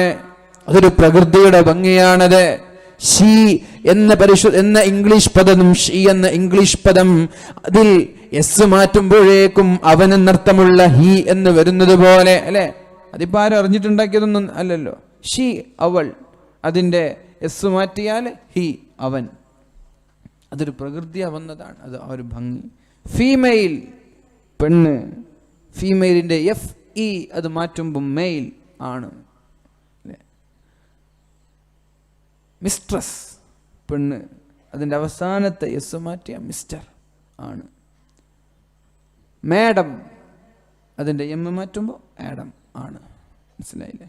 ഒരു ഇംഗ്ലീഷിന്റെ ഈ പദങ്ങൾ തന്നെ നിങ്ങൾ ശ്രദ്ധിക്കണം. പദം ഒന്നാണ്. ഷീ എന്ന പദത്തിലെ യെസ് മാറ്റുമ്പോൾ, അവൾ എന്നർത്ഥമുള്ള ഷീ എന്ന പദത്തിലെ യെസ് മാറ്റുമ്പോൾ ഹി അവനായി മാറാൻ. ഫീമെയിൽ, അവൾ എന്നർത്ഥമുള്ള ഫീമെയിൽ എന്ന പദത്തിലെ എഫ് ഇ മാറ്റുമ്പോൾ മെയിൽ, അവൻ എന്നർത്ഥമുള്ള പദം. മിസ്ട്രസ്, മാഡം, ഇതൊക്കെ എങ്ങനെയാണ്? എന്തേ? അതാണ് അള്ളാഹു പറഞ്ഞത്. വല്ലൈലി ഇദാ യഗ്ഷ വന്നഹാരി ഇദാ തജല്ല വമാ ഖലഖദ് ദക്കറ വൽ ഉൻസ. രാത്രിയും പകലും പരസ്പരം ചേർന്ന് കിടക്കുന്നത് പോലെ ഒരു ആണും പെണ്ണും പരസ്പര പൂരകങ്ങളാണ്. ഭാര്യയും ഭർത്താവും പരസ്പരം പൂരകങ്ങളാണ്. ഭർത്താവില്ലാതെ ഭാര്യയ്ക്കോ ഭാര്യയില്ലാതെ ഭർത്താവോ പരിപൂർണനാവുന്നില്ല. അതുകൊണ്ട് തന്നെയാണ് അല്ലാഹു പറഞ്ഞത്, വലഖദ് അർസൽനാ റുസുലൻ മിൻ ഖബ്ലിക വജഅൽനാ ലഹും അസ്വാജൻ വദുർരിയ്യ. അല്ലാഹുവിന്റെ ഹബീബേ, മുത്തുനബിയെ, നിങ്ങൾക്ക് മുമ്പ് ഞാൻ ഒരുപാട് പ്രവാചകന്മാരെ പറഞ്ഞയച്ചിട്ടുണ്ട്. നിങ്ങൾക്ക് മുമ്പ് ഞാൻ ഒരുപാട് പ്രവാചകന്മാരെ പറഞ്ഞയച്ചിട്ടുണ്ട്. വലഖദ് അർസൽനാ റുസുലൻ മിൻ ഖബ്ലിക വജഅൽനാ ലഹും അസ്വാജൻ വദുർരിയ്യ. എന്നിട്ടവർക്ക് ഭാര്യമാരെയും ഞാൻ നൽകിയിട്ടുണ്ട്, മക്കളെയും നൽകിയിട്ടുണ്ട്. 1,24,000 1,00,000 ചില്ലാനും അമ്പിയാക്കൾ വന്നിട്ട് എല്ലാ അമ്പിയാക്കളും കല്യാണം കഴിച്ചവരാൻ, ഈസാ നബി അലൈഹിസ്സലാം ഒഴികെ. അല്ലെ, അങ്ങനെ നിബിത്തങ്ങൾ അമ്പിയാക്കളാണല്ലോ റോൾ മോഡൽ. അവർ റോൾ മോഡലായത് എല്ലാവരും കല്യാണം കഴിച്ചിട്ടാണ് റോൾ മോഡലായത്. കല്യാണം കഴിക്കാതെ ആരുമില്ലല്ലോ. ഈസാ നബി ഉണ്ട്. എല്ലാവരെയും ഞാൻ നിങ്ങൾക്ക് മുമ്പ് പറഞ്ഞയച്ചത്. വലഖദ് അർസൽനാ റുസുലൻ മിൻ ഖബ്ലിക വജഅൽനാ ലഹും അസ്വാജൻ വദുർരിയ്യ. നിങ്ങൾക്ക് മുമ്പ് ആദം നബി അലൈഹിസ്സലാം, നൂഹ് നബി അലൈഹിസ്സലാം, ഇദ്രീസ് നബി അലൈഹിസ്സലാം, മൂസാ നബി, ഹാറൂൻ നബി, ഈസാ നബി, ഇബ്രാഹിം നബി, ഇസ്മായിൽ നബി, യൂസുഫ് നബി, ഇങ്ങനെ ഖുർആനിൽ പേരെടുത്ത് പറഞ്ഞ മഹാന്മാരായ പ്രവാചകന്മാരടക്കം 100,000 ചില്ലാനം അമ്പിയാക്കളെ പ്രവാചകന്മാരെ പറഞ്ഞയച്ചു. എല്ലാവരും കല്യാണം കഴിച്ചവരാണ്. അധിക ആളുകൾക്കും എല്ലാ ആളുകൾക്കും മക്കളുണ്ട്. എല്ലാവർക്കും സന്താനങ്ങൾ നൽകി. ഈസാ നബി അലൈഹിസ്സലാം ഒഴികെ അല്ലാഹു തആല ഈസാ നബി അലൈഹിസ്സലാമിനെ ലോകത്തിന്റെ അവസാന സമയത്ത് ഭൂമിയിലേക്ക് പറഞ്ഞേക്കും. ഡമസ്കസിലെ വെള്ളമിനാരത്തിലൂടെ കുളിച്ചു പുറത്തു വരുന്നത് പോലെ, കുളിച്ചാൽ നമ്മുടെ ശരീരത്തിൽ വെള്ളമിറ്റിങ്ങനെ നിൽക്കുന്നത് പോലെ, വെള്ളത്തിന്റെ തുള്ളികൾ ഇങ്ങനെ ഇറ്റ് വീഴുന്നത് പോലെ ഈസാ നബി അലൈഹിസ്സലാമിന്റെ മനോഹരമായ ശരീരത്തിൽ നിന്ന്, മുടിയിൽ നിന്നൊക്കെ വെള്ളമിറ്റ് വീണുകൊണ്ട് ഡമസ്കസിലെ ആ പള്ളിയുടെ വെള്ള മിനാരത്തിലൂടെ, ആ പള്ളി ഇന്നുണ്ട്, ആ മിനാരം ഇന്നുണ്ട്. വരുന്ന സ്ഥലം പ്രത്യേകമായി മാർക്ക് ചെയ്ത് നോട്ട് ചെയ്ത് വെച്ചിട്ടുണ്ട്. ഇതൊക്കെ പരിശുദ്ധ ദീനാണ്. ഇത് വെറും മിത്തുകളല്ല, ഇത് വെറും കിംവദന്തികളല്ല, ഇത് വെറും ഏതെങ്കിലും ബഡായികളോ ഏതെങ്കിലും ഇല്ലാത്ത നുണക്കഥകളോ അല്ല. പരിശുദ്ധ ദീനാണിത്. എവിടെയാണ് ഈസാ നബി അലൈഹിസ്സലാം ഇറങ്ങുക എന്നവരെ മാർക്ക് ചെയ്യപ്പെട്ട് വെയിറ്റ് ചെയ്ത് കാത്തിരുന്ന് നിൽക്കുകയാണ്. ആ ഈസാ നബി അലൈഹിസ്സലാം ഭൂമിയിലേക്ക് കടന്നു വന്നാൽ ഈസാ നബി അലൈഹിസ്സലാം കല്യാണം കഴിക്കുമെന്നും എന്നിട്ടൊരു കുടുംബ ജീവിതം നയിക്കുമെന്നും അള്ളാഹുവിന്റെ ഹബീബ് സല്ലല്ലാഹു അലൈഹി വസല്ലമ തങ്ങളിലൂടെ മഹാന്മാരായ ആലിമീങ്ങൾ നമ്മെ പഠിപ്പിക്കുന്നുണ്ട്. എല്ലാവരും കല്യാണം കഴിച്ചു. എല്ലാ പ്രവാചകന്മാരും കല്യാണം കഴിച്ചവരാണ്. അതുകൊണ്ടാണ് പറഞ്ഞത് ആണും പെണ്ണും പരസ്പരം പൂരകങ്ങളാണ്. കല്യാണം കഴിക്കാതെ ജീവിക്കുന്നത് തന്നെ ഒരു ആണിനെ സംബന്ധിച്ചിടത്തോളം പ്രയാസമാണ്, പെണ്ണിനെ സംബന്ധിച്ചിടത്തോളം പ്രയാസമാണ്. പരിശുദ്ധ ഖുർആനും അള്ളാഹുവിന്റെ ഹബീബും പഠിപ്പിച്ചതുപോലെ ഹറാമിലേക്ക് ചാടാതിരിക്കാൻ, ഹറാമായ പ്രവർത്തനങ്ങൾ ചെയ്യാതിരിക്കാൻ, കണ്ണിനെയും ഗുഹ്യാവയവങ്ങളെയും ഹറാമിൽ നിന്ന് നിയന്ത്രിക്കാനും വേണ്ടി അള്ളാഹു നമ്മൾക്കൊരു ഇണയെ നൽകി. ആ ഇണയിലൂടെ അള്ളാഹു നമ്മൾക്ക് മക്കളെ നൽകി. ആ മക്കളും ഭാര്യമാരും സമേതം കുടുംബസമേതമാണ് നാളെ സ്വർഗത്തിലേക്ക് പോവേണ്ടത്. അങ്ങനെ സ്വർഗമാവണമെങ്കിൽ വീട് സ്വർഗമാവണം. വീട് സ്വർഗമാവണമെങ്കിൽ ഒരുമയോടെ വസിക്കണം. ഒരുമയോടെ വസിക്കണമെങ്കിൽ പരിശുദ്ധ ദീൻ പഠിപ്പിച്ച വഴികളാണ് നമ്മൾ പിൻപറ്റേണ്ടത്. ഒരുമയോടെ വസിക്കാനാണ് അള്ളാഹു ഭാര്യമാരെ നൽകിയത്. ലിയസ്കുന ഇലൈഹാ, നിങ്ങൾക്ക് സമാധാനമുണ്ടാവാനാണ്, നിങ്ങൾക്ക് ജീവിതത്തിൽ സംതൃപ്തി ഉണ്ടാവാനാണ് അല്ലാഹു തആല ഭാര്യമാരെ നൽകിയത് എന്ന് പരിശുദ്ധ ഖുർആൻ നമ്മോട് പഠിപ്പിക്കുന്നുണ്ട്. വേറൊരു ആയത്ത് കാണാം. വമിൻ ആയാതിഹി അൻ ഖലഖ ലക്കും മിൻ അൻഫുസികും അസ്വാജാ ലിതസ്കുനൂ ഇലൈഹാ വജഅല ബൈനകും മവദ്ദതൻ വറഹ്മ. നിങ്ങൾക്കിടയിൽ നിങ്ങൾക്ക് ഭാര്യമാരെ തന്നത് അള്ളാഹുവിന്റെ ദൃഷ്ടാന്തമാണ്. രാത്രിയെയും പകലിനെയും അള്ളാഹു മാറ്റിമറിക്കുന്നത് പോലെ, സൂര്യനെയും ചന്ദ്രനെയും അള്ളാഹു സൃഷ്ടിച്ചതുപോലെ, ആകാശങ്ങൾ, അതിൽ കോടാനക്കോടി നക്ഷത്രങ്ങൾ, ഗാലക്സികൾ, നെബുലകൾ, ഇങ്ങനെ ഒരുപാട് അള്ളാഹുവിന്റെ ദൃഷ്ടാന്തങ്ങളെ പോലെ ഒരു ദൃഷ്ടാന്തമാണ് അള്ളാഹു നിങ്ങൾക്ക് ഭാര്യമാരെ നൽകിയത്. സത്യത്തിൽ അതൊരു ദൃഷ്ടാന്തം തന്നെയല്ലേ? നിങ്ങളത് ആലോചിച്ചിട്ടുണ്ടോ? നിങ്ങൾ ആലോചിച്ചിട്ടുണ്ടോ? ഇന്നലെ വരെ ആരുമല്ലാത്തവൾ, ഇന്നലെ വരെ കാണാൻ പാടില്ലാത്തവൾ, ഇന്നലെ വരെ മിണ്ടാൻ പാടില്ലാത്തവർ, ഇന്നലെ വരെ ബൈക്കിന്റെ പിന്നിലിരുത്തി സഞ്ചരിച്ചാൽ നാട്ടുകാർ പിടിച്ച് പഞ്ഞിക്കിടാൻ സാധ്യതയുള്ളവർ അല്ലേ? അങ്ങനല്ലേ? ഇന്നലെ വരെ ഏതെങ്കിലും ഒരു പെണ്ണിനെ കൂട്ടി ഇന്നാണ് നിക്കാഹ് ഇന്നാണ്. അപ്പൊ അതേ പെണ്ണിനെ ഇന്നലെ ബൈക്കിലിരുത്തി പോയ നാട്ടുകാർ പഞ്ഞിക്കിടും. എന്നാൽ ഇന്നിരുത്തിയാലോ നാട്ടുകാരൊന്നും പറയൂല.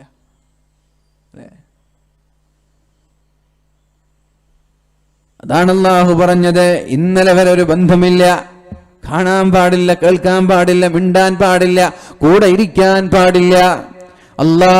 അള്ളാഹുവിന്റെ ഹബീബായ റസൂലുള്ളാഹി സല്ലല്ലാഹു അലൈഹി വസല്ലമ തങ്ങൾ പറഞ്ഞതുപോലെ ഫഇന്നഹുന്ന അബാനുൻ ഇൻദകും, അവർ നിങ്ങളുടെ അടുത്തേക്ക് നിങ്ങളെ പ്രതീക്ഷിച്ച് കടന്നു വന്നവരാണ്. അഖൽതുമൂഹുന്ന ബിഅമാനത്തില്ലാഹ്, അള്ളാഹുവിന്റെ അമാനത്തിലാണ് നിങ്ങൾ അവരെ എടുത്തത്. അള്ളാഹുവിന്റെ അമാനത്തിലാണ് അവർ നിങ്ങളെടുത്തത്. നിങ്ങളുടെ അടുത്തേക്ക് അവർ വന്നത് അള്ളാഹുവിനുള്ള വിശ്വാസം കൊണ്ടാണ്. അഖതുമൂഹുന്ന ബിഅമാനത്തില്ലാഹ്. പരിശുദ്ധ ദീൻ പഠിപ്പിച്ചതുപോലെ, പരിശുദ്ധ റസൂലുള്ളാഹി സ്വല്ലല്ലാഹു അലൈഹി വസല്ലമ തങ്ങൾ പഠിപ്പിച്ചതുപോലെ അള്ളാഹുവിന്റെ അമാനത്തിൽ അള്ളാഹു ഇങ്ങനെ പറഞ്ഞിട്ടുണ്ടല്ലോ, ദീൻ ഇങ്ങനെ പറഞ്ഞിട്ടുണ്ടല്ലോ, ഭാര്യമാരെ ബഹുമാനിക്കാൻ അള്ളാഹുവിന്റെ ഹബീബ് പറഞ്ഞിട്ടുണ്ടല്ലോ, അടിക്കരുതെന്ന്, വേദനിപ്പിക്കരുതെന്ന്, വെറുപ്പിക്കരുതെന്ന് പരിശുദ്ധ ദീൻ പറഞ്ഞിട്ടുണ്ടല്ലോ. അതുകൊണ്ട് ആ ഒരു പ്രതീക്ഷയോടെയാണ് അവർ കടന്നു വരുന്നത്. ഇന്നലെ വരെ അവർക്ക് നിങ്ങൾ പരസ്പരം മറവേണം, എന്നാൽ സവ്വജ്തുക വഅൻകഹ്തുക വസ്തഹലൽതും ഫുറൂജഹുന്ന ബികലിമത്തില്ലാ, അവരുടെ കൂടെ കിടപ്പറ പങ്കിടുന്നതും ബികലിമത്തില്ലാ, അല്ലാഹുവിന്റെ കലിമത്ത് കൊണ്ടാണ് നിങ്ങൾക്കത് ഹലാലായത്. ഇന്നലെ വരെ ബൈക്കിലിരുത്താൻ പാടില്ല, എന്നാൽ ഇന്ന് കുടുംബക്കാരെല്ലാവരും കൂടി രണ്ടുപേരെയും ഒരു മുറിയിലേക്ക് കൊണ്ടുപോവുകയാണ്. എങ്ങനെ? ബികലിമത്തില്ല, അള്ളാഹുവിന്റെ വാക്ക് കൊണ്ടാണ് നിങ്ങൾ ഹലാലാക്കിയത്, നിങ്ങൾ അനുവദനീയമാക്കിയത്. അല്ലേ?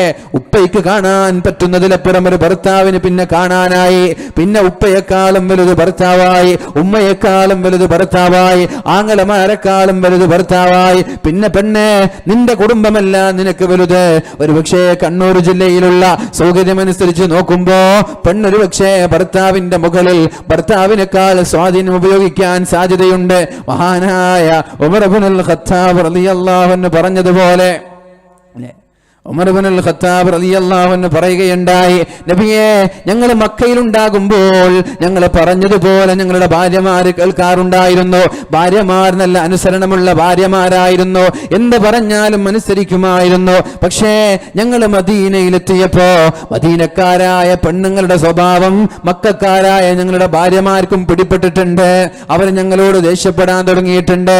ഞങ്ങൾ പറഞ്ഞത് അവരിപ്പോൾ കേൾക്കുന്നില്ല നബിയെ, ഞങ്ങളെക്കാളും സ്വാധീനം അപ്പോൾ അവർ ഉപയോഗിക്കാറുണ്ട് എന്ന് അള്ളാഹുവിന്റെ ഹബീബിനോട് സല്ലല്ലാഹു അലൈഹി വസല്ലമ തങ്ങളോട് മഹാനായ ഉമർ ഇബ്നുൽ ഖത്താബ് റളിയല്ലാഹു അൻഹു പറയുന്നുണ്ട്. മദീനയിലെത്തിയപ്പോ ഞങ്ങളുടെ പെണ്ണുങ്ങളുടെ സ്വഭാവം മോശമായി. നല്ല അച്ചടക്കമുള്ള ഭർത്താക്കന്മാര് പറഞ്ഞതുപോലെ കേട്ടിരുന്ന, വരച്ച വരയിൽ നിർത്തിയിരുന്ന ഭാര്യമാരെല്ലാം തിരിച്ചു കയർക്കാൻ തുടങ്ങി. മഹദിയായ അള്ളാഹുവിന്റെ ഹബീബിന്റെ പ്രിയപ്പെട്ട ഖലീഫയായ ഉമർ ഇബ്നുൽ ഖത്താബ് റളിയല്ലാഹു അൻഹുവിനോട് അദ്ദേഹത്തിന്റെ ഭാര്യ ദേഷ്യപ്പെട്ടപ്പോഴാണ് മഹാനായ ഉമർ തങ്ങൾ ദേഷ്യപ്പെട്ടത്. നിങ്ങൾ ഞങ്ങളോട് ഭർത്താക്കന്മാരോട് ദേഷ്യപ്പെടാൻ തുടങ്ങിയോ? അപ്പോഴാണ് ഉമർ തങ്ങളുടെ ഭാര്യ പറയുന്നത്, നിങ്ങളോട് ദേഷ്യപ്പെടുന്നതിൽ എന്താ ഇത്ര അത്ഭുതം? അള്ളാഹുവിന്റെ ഹബീബിന്റെ ഭാര്യമാർ അള്ളാഹുവിന്റെ ഹബീബിനോട് കേൾക്കാറുണ്ട്, ഹബീബിനോട് ദേഷ്യപ്പെടാറുണ്ട്, ഹബീബിനോട് പിണങ്ങാറുണ്ട്, പിന്നെ നിങ്ങളാണോ വലിയ സംഭവമെന്ന് മഹാനായ ഉമർ ഇബ്നുൽ ഖത്താബ് റളിയല്ലാഹു അൻഹുവിന്റെ ഭാര്യ ഉമർ തങ്ങളോട് ചോദിച്ചിട്ടുണ്ട്.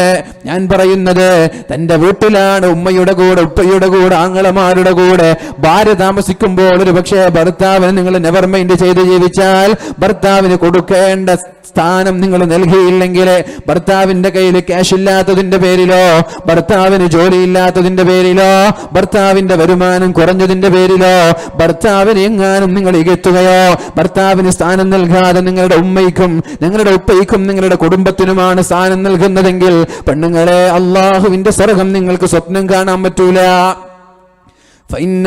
فإنهن أخذتموهن بأمانة الله واستحللتم فروجهن بكلمة الله ولهن عليكم رزقهن وكسوتهن بالمعروف. الله تعالى അല്ലാഹുവിന്റെ ഹബീബായ റസൂലുള്ളാഹി സ്വല്ലല്ലാഹു അലൈഹി വസല്ലമ തങ്ങൾ പറഞ്ഞു, ഒരു പെണ്ണിന് സ്വർഗ്ഗം ലഭിക്കുന്നത് ഭർത്താവിലൂടെയാണ്, ഭർത്താവിനെ ബഹുമാനിക്കുന്നതിലൂടെയാണ്, ഭർത്താവിനെ പരിഗണിക്കുന്നതിലൂടെയാണ്.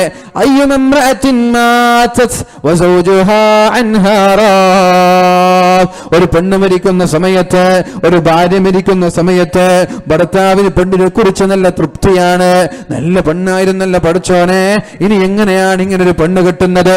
എന്റെ മക്കളെ നല്ല നോക്കിയിരുന്ന, നല്ല ഭക്ഷണം നൽകിയിരുന്ന, നല്ല സ്നേഹിച്ചിരുന്ന, പ്രശ്നമുണ്ടാക്കാത്ത നല്ല സമാധാനക്കാരിയായ പെണ്ണായിരുന്നല്ല റബ്ബേ, ഇനി ഇങ്ങനെ ഒരു പെണ്ണെനിക്ക് കിട്ടുമോ എന്ന ചിന്തയിൽ ഭർത്താവിന് നല്ല തൃപ്തിയോടെയാണ് ഒരു പെണ്ണ് മരിച്ചു പോകുന്നതെങ്കിൽ, ദഖലത്തിൽ ജന്ന, അവൾ നേരെ കടന്നു പോകുന്നത് സ്വർഗ്ഗത്തിലേക്കാണെന്ന് മുഹമ്മദ് റസൂലുള്ളാഹ്.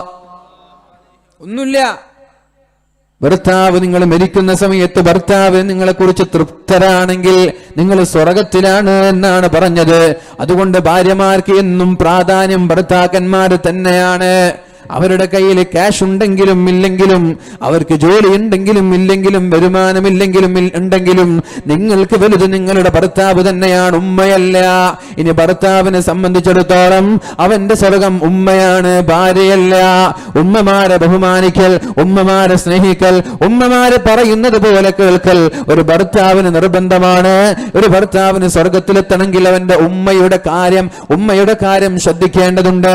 ഉമ്മയെക്കാളും സ്നേഹം തന്റെ ഭാര്യയ്ക്ക് നൽകിയാൽ തന്നെ സ്വർഗത്തിൽ നിന്നകലാൻ സാധ്യതയുണ്ട് എന്നല്ല, ഉറപ്പ് തന്നെയാണ്. ഉമ്മയ്ക്കാണ് പ്രാധാന്യം നൽകേണ്ടത്, ഭാര്യയ്ക്കല്ല. ഭാര്യയ്ക്ക് സ്നേഹം നൽകണം വേണ്ട എന്നല്ല, ഉമ്മ കഴിഞ്ഞിട്ടാണ് ഭാര്യ. ഉമ്മയെക്കാളും പ്രാധാന്യം ഭാര്യമാർക്കല്ല നൽകേണ്ടത്. അങ്ങനെയാണ് ഒരു ഭർത്താവ് ചെയ്യേണ്ടത്. അല്ലാഹു തൗഫീഖ് ചെയ്യട്ടെ. അല്ലാഹു തആല പറയാണ്, വമിൻ ആയാതിഹി അൻ ഖലഖ ലക്കും മിൻ അൻഫുസികും അസ്വാജാ, നിങ്ങൾക്ക് നിങ്ങളുടെ തന്നെ ശരീരത്തിൽ നിന്ന്, വർഗ്ഗത്തിൽ നിന്ന് ഇണയെ തന്നത് അല്ലാഹുവിന്റെ ദൃഷ്ടാന്തമാണ്. വജഅല യസ്കുന ഇലൈഹാ ലിയസ്കുനു ഇലൈഹാ ലിതസ്കുനു ഇലൈഹാ, നിങ്ങൾക്ക് അവളെ കിട്ടുമ്പോൾ സമാധാനമുണ്ടാവണം. അവളെ കിട്ടുമ്പോൾ നിങ്ങൾക്ക് സമാധാനമുണ്ടാവണം. അതല്ലേ അല്ലാഹുവിന്റെ ഹബീബ് പറഞ്ഞത്. ഏതാണ് നല്ല പെണ്ണ്? അയ്യുൻ നിസാഇ ഖൈറു യാ റസൂലല്ലാഹ്, അല്ലാഹുവിന്റെ ഹബീബേ ഏത് പെണ്ണാണ് നല്ല പെണ്ണ് എന്ന് മഹാന്മാരായ സ്വഹാബാക്കൾ ചോദിച്ചപ്പോ അല്ലാഹുവിന്റെ ഹബീബായ റസൂലുള്ളാഹി സല്ലല്ലാഹു അലൈഹി വസല്ലമ തങ്ങൾ പറഞ്ഞു, അല്ലാഹുവിന്റെ ഹബീബായ റസൂലുള്ളാഹി സല്ലല്ലാഹു അലൈഹി വസല്ലമ തങ്ങൾ പറഞ്ഞത്, നീ നോക്കുമ്പോൾ നിനക്ക് സന്തോഷം നൽകണം. വീട്ടിലേക്ക് പോകുമ്പോൾ നിന്റെ മുഖം ചുളിയാൻ പാടില്ല.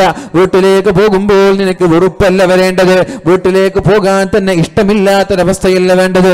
വീട്ടിലേക്ക് പോവാൻ നിനക്ക് ആഗ്രഹം വേണം. എന്റെ അവിടെ പുഞ്ചിരിച്ചിരിക്കുന്ന ഭാര്യ വീട്ടിലേക്ക് കയറുമ്പോൾ തന്നെ ഇങ്ങനെ കയർത്ത മുഖം വീർപ്പിച്ചു നിൽക്കുന്ന ഭാര്യയല്ല. എത്ര പ്രശ്നങ്ങളുണ്ടെങ്കിലും, എത്ര പ്രാരാബ്ദങ്ങളുണ്ടെങ്കിലും, എത്ര പ്രയാസങ്ങളുണ്ടെങ്കിലും നിന്റെ വീട്ടിലേക്ക് കടന്നു വരുമ്പോ പുഞ്ചിരിച്ച് നിന്റെ കയ്യും പിടിച്ച് സലാം പറഞ്ഞുകൊണ്ട് നിന്നെ സ്വീകരിക്കുന്ന ഭാര്യയാണ് നിനക്ക് കിട്ടിയതെങ്കിൽ ആ പെണ്ണിനേക്കാൾ നല്ല പെണ്ണ് വേറെയില്ല എന്ന് മുഹമ്മദ് റസൂലുള്ളാഹ്. പെണ്ണുങ്ങളോടാണിത് പറയേണ്ടത്. പെണ്ണുങ്ങളാണ്, ഭാര്യമാരാണിത് കേൾക്കേണ്ടത്. അയ്യുൻ നിസാഇ ഖൈറു യാ റസൂലല്ലാഹ്, ഏത് പെണ്ണാണ് ഏറ്റവും നല്ല പെണ്ണ് എന്ന് അല്ലാഹുവിന്റെ ഹബീബിനോട് ചോദിച്ചപ്പോ അല്ലാഹുവിന്റെ ഹബീബ് പറഞ്ഞ മറുപടിയാണിത്. എത്ര പ്രാരാബ്ദങ്ങൾ ഉണ്ടായിക്കോട്ടെ, ഭർത്താവിന്റെ ഭാഗത്ത് ന്യൂനതകൾ ഉണ്ടായിക്കോട്ടെ, ഭർത്താവിന്റെ ഭാഗത്ത് കുറവുകൾ ഉണ്ടായിക്കോട്ടെ, ദൂരെ നിന്ന് ജോലി കഴിഞ്ഞിട്ടോ എന്തെങ്കിലും നിങ്ങളുടെ കാര്യങ്ങൾ കഴിഞ്ഞിട്ടോ വീട്ടിലേക്ക് കടന്നു പോകുമ്പോൾ ആ പൂമുഖത്ത് നിന്ന് പുഞ്ചിരിച്ചുകൊണ്ട് നിങ്ങളെ സ്വീകരിക്കുന്ന ഭാര്യ, ആ പുഞ്ചിരി കാണുമ്പോൾ നിങ്ങളുടെ പ്രശ്നം അകലുകയാണ്. ആ പുഞ്ചിരി കാണുമ്പോൾ നിങ്ങളുടെ പ്രയാസം തീരുകയാണ്. ആ പുഞ്ചിരി കാണുമ്പോൾ നിങ്ങൾക്ക് സന്തോഷം തോന്നുകയാണ്. എന്നിട്ട് കയ്യും പിടിച്ച് സ്വീകരിച്ച് സലാം പറഞ്ഞ് ഭർത്താവിനെ സുഖിപ്പിക്കുന്ന ഭാര്യ, ആ ഭാര്യയാണ് ലോകത്തെ ഏറ്റവും നല്ല പെണ്ണ് എന്ന് മുഹമ്മദ് റസൂലുള്ളാഹ് സല്ലല്ലാഹു അലൈഹി വസല്ലം. അങ്ങനെയുള്ള ഭാര്യമാരായി മാറാനാണ് ഓരോ ഭാര്യമാരും ശ്രമിക്കേണ്ടത്, ഓരോ ഭാര്യമാരും ശ്രദ്ധിക്കേണ്ടത്. അല്ലാഹു തൗഫീഖ് ചെയ്യട്ടെ, അല്ലാഹു തൗഫീഖ് ചെയ്യട്ടെ.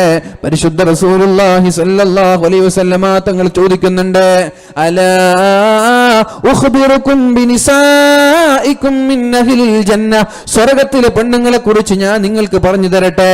സ്വർഗ്ഗത്തിലേക്ക് പോകുന്ന പെണ്ണുങ്ങളെ കുറിച്ച് പറഞ്ഞു തരട്ടെ. അൽവദൂ, നന്നായി സ്നേഹിക്കുന്ന പെണ്ണ്. സാരി വാങ്ങിച്ചു കൊടുക്കുമ്പോൾ മാത്രം സ്നേഹം, അത് വാങ്ങിച്ചു കൊടുത്തില്ലേ പിണക്കമാണ്. അങ്ങനെയല്ലേ ചില പെണ്ണുങ്ങൾ എന്തെങ്കിലും വാങ്ങിച്ചു കൊടുക്കുമ്പോൾ നല്ല സ്നേഹം. അങ്ങാടിയിലേക്ക്, ടൗണിലേക്ക് എന്തെങ്കിലും കൊണ്ടുപോയി ജ്യൂസോ ഭക്ഷണങ്ങളോ വാങ്ങിച്ചു കൊടുത്താൽ നല്ല സ്നേഹമാണെന്ന് പിറ്റേ ദിവസം കൊണ്ടുപോകാൻ പറഞ്ഞു. എന്തെങ്കിലും ഒരു അസൗകര്യം കാരണം കൊണ്ടുപോകാൻ പറ്റിയില്ല, പടച്ചോനെ പിന്നെ സഹിക്കാൻ പറ്റൂല, അന്ന് ഉറക്കില്ല. അങ്ങനെയുള്ള ഭാര്യമാരില്ലേ? പെരുന്നാളിന് ഭാര്യ പ്രതീക്ഷിച്ചതുപോലെയുള്ള വസ്ത്രങ്ങൾ വാങ്ങിച്ചു കൊടുത്തില്ലെങ്കിൽ പിന്നെ അന്ന് പ്രശ്നമാണ്. ഭാര്യ ചോദിച്ചൊരു കാര്യം ചെയ്തു കൊടുത്താൽ മാത്രം സ്നേഹിക്കുന്ന ഭാര്യയല്ല, അത് സ്നേഹമല്ല, അത് ബിസിനസ്സാണ്, അത് നിങ്ങളുടെ സ്വാർത്ഥ താല്പര്യമാണ്. നിങ്ങളുടെ കാര്യം കിട്ടുമ്പോൾ മാത്രമല്ല സ്നേഹിക്കേണ്ടത്, നിങ്ങളുടെ ആവശ്യങ്ങൾ ഉണ്ടാകുമ്പോൾ മാത്രമല്ല സ്നേഹിക്കേണ്ടത്. നിങ്ങൾ സ്നേഹിക്കേണ്ടത് നിങ്ങളെ സഹായിച്ചാലും ഇല്ലേലും, നിങ്ങൾക്ക് കുപ്പായം വാങ്ങിച്ചു തന്നാലും ഇല്ലേലും, നിങ്ങളെ പുറത്ത് കറങ്ങാൻ കൊണ്ടുപോയാലും ഇല്ലേലും, നിങ്ങൾക്ക് എത്ര പ്രാരാബ്ദങ്ങൾ ഉണ്ടായാലും ഇതെന്റെ ഭർത്താവാണെന്ന് പറഞ്ഞ് നെഞ്ചോട് ചേർത്ത് വെക്കാൻ നമ്മുടെ ഭാര്യമാർക്ക് കഴിയണം. ആ ഭാര്യമാര് സ്വർഗത്തിലാണ് എന്ന് മുഹമ്മദ് റസൂലുള്ളാഹ്. അൽ വലൂദ്, പ്രസവിക്കാൻ മടിക്കുന്ന ഭാര്യമാരല്ല.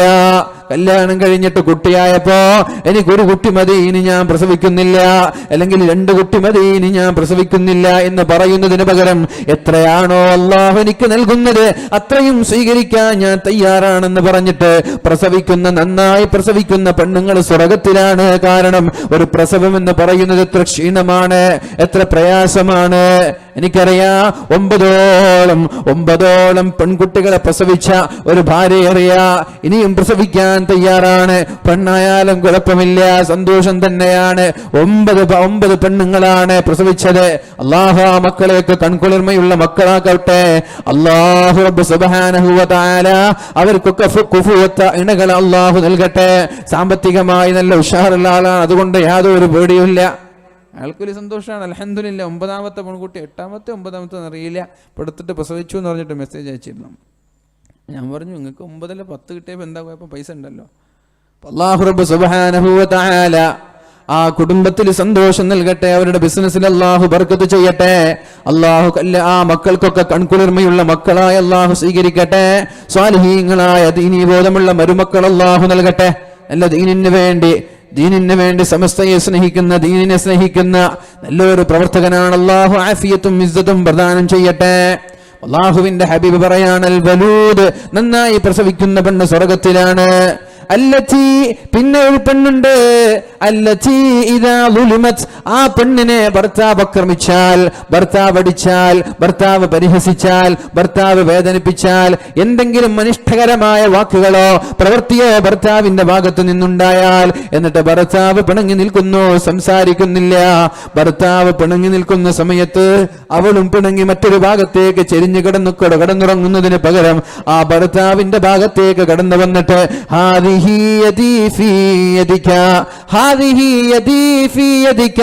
തന്റെ കൈകൾ ഭർത്താവിന്റെ കൈകളിലോട് കോർത്തു വെച്ചിട്ട്, ഭർത്താവ് പിണങ്ങി ദേഷ്യത്തിലാണ്, ഭർത്താവ് പിണക്കത്തിലാണ്. അങ്ങനെയുള്ള സാഹചര്യത്തിൽ താനും പിണങ്ങട്ടെ. ആരാണ് ആദ്യം സംസാരിക്കുന്നതെന്ന് നോക്കാലോ. ഞാനും മിണ്ടൂല, ഭർത്താവ് പറഞ്ഞു ഞാനും മിണ്ടൂല. അങ്ങനെ മിണ്ടാതെ മാസങ്ങളോളം കഴിയുന്നതിന് പകരം പ്രശ്നങ്ങൾ ഉണ്ടാകേണ്ട സാഹചര്യത്തില്, പ്രശ്നങ്ങൾ ഉണ്ടാവുന്ന സമയത്തില് ഭർത്താവിന്റെ സമീപത്തേക്ക് കടന്നു ചെന്നിട്ട് തന്റെ 2 വിരലുകളെ, കൈവിരലുകളെ ഭർത്താവിന്റെ കൈയോട് ചേർത്തിട്ട് വിരലുകൾക്കിടയിൽ കൈ കോർത്തിട്ട് ഭർത്താവിനോട് പറയാണ്, ലാ അദൂഖു ഗംലൻ ഹത്താ തർലാ, നിങ്ങൾ എന്നോട് മിണ്ടുന്നത് വരെ ഞാനൊരു ഗ്ലാസ് വെള്ളം കുടിക്കൂല, നിങ്ങൾ എന്നോട് സംസാരിക്കുന്നത് വരെ ഞാൻ ഭക്ഷണം കഴിക്കൂല, നിങ്ങൾ എന്നോട് സംസാരിക്കുന്നത് വരെ ഞാൻ കിടന്നുറങ്ങൂല എന്ന് പറഞ്ഞ് ഭർത്താവിനെ തൃപ്തിപ്പെടുത്തുന്ന പെണ്ണ് സ്വർഗത്തിലാണ് എന്ന് മുഹമ്മദുർ റസൂലുള്ളാഹ്. അസ്വാരസ്യങ്ങൾ ഉണ്ടാവാം, സ്വാഭാവികമാണ്. മഹദിയായ ആയിഷ ബീവി റളിയല്ലാഹു അൻഹാ, അല്ലാഹുവിന്റെ ഹബീബായ റസൂലുള്ളാഹി തങ്ങളും അല്ലാഹുവിന്റെ ഹബീബും കടന്നുറങ്ങുകയാണ്. രാത്രി ഇങ്ങനെ കടന്നുറങ്ങുകയാണ്. പെട്ടെന്നാണ് ആയിഷ ബീവിക്ക് ഒരു സംശയം, എന്റെ ഹബീബിനെ കാണുന്നില്ലല്ലോ. ഉറക്കത്തിൽ കൈ ഇങ്ങനെ കിടൂല, കൈ ഒരുപക്ഷെ കാൽ അങ്ങനെ ഉണ്ടാവും. ചില ആളുകൾ ഉറങ്ങാൻ കിടക്കുമ്പോൾ നേരെ കിടന്നിട്ടുണ്ടാകും, പിന്നെ രാവിലെ ആകുമ്പോൾ ഭർത്താവിനെ ചവിട്ടി നിലത്തിട്ടിട്ടുണ്ടാവും. അങ്ങനെ ഉണ്ടാവില്ലേ? കിടന്ന കിടപ്പിൽ ചവിട്ടി അങ്ങോട്ട് കാലും കൈയൊക്കെ മാറ്റി മറിച്ച് ഒരുപക്ഷെ ആ കിടന്ന ആൾ തന്നെ താഴെ ഉണ്ടാവും.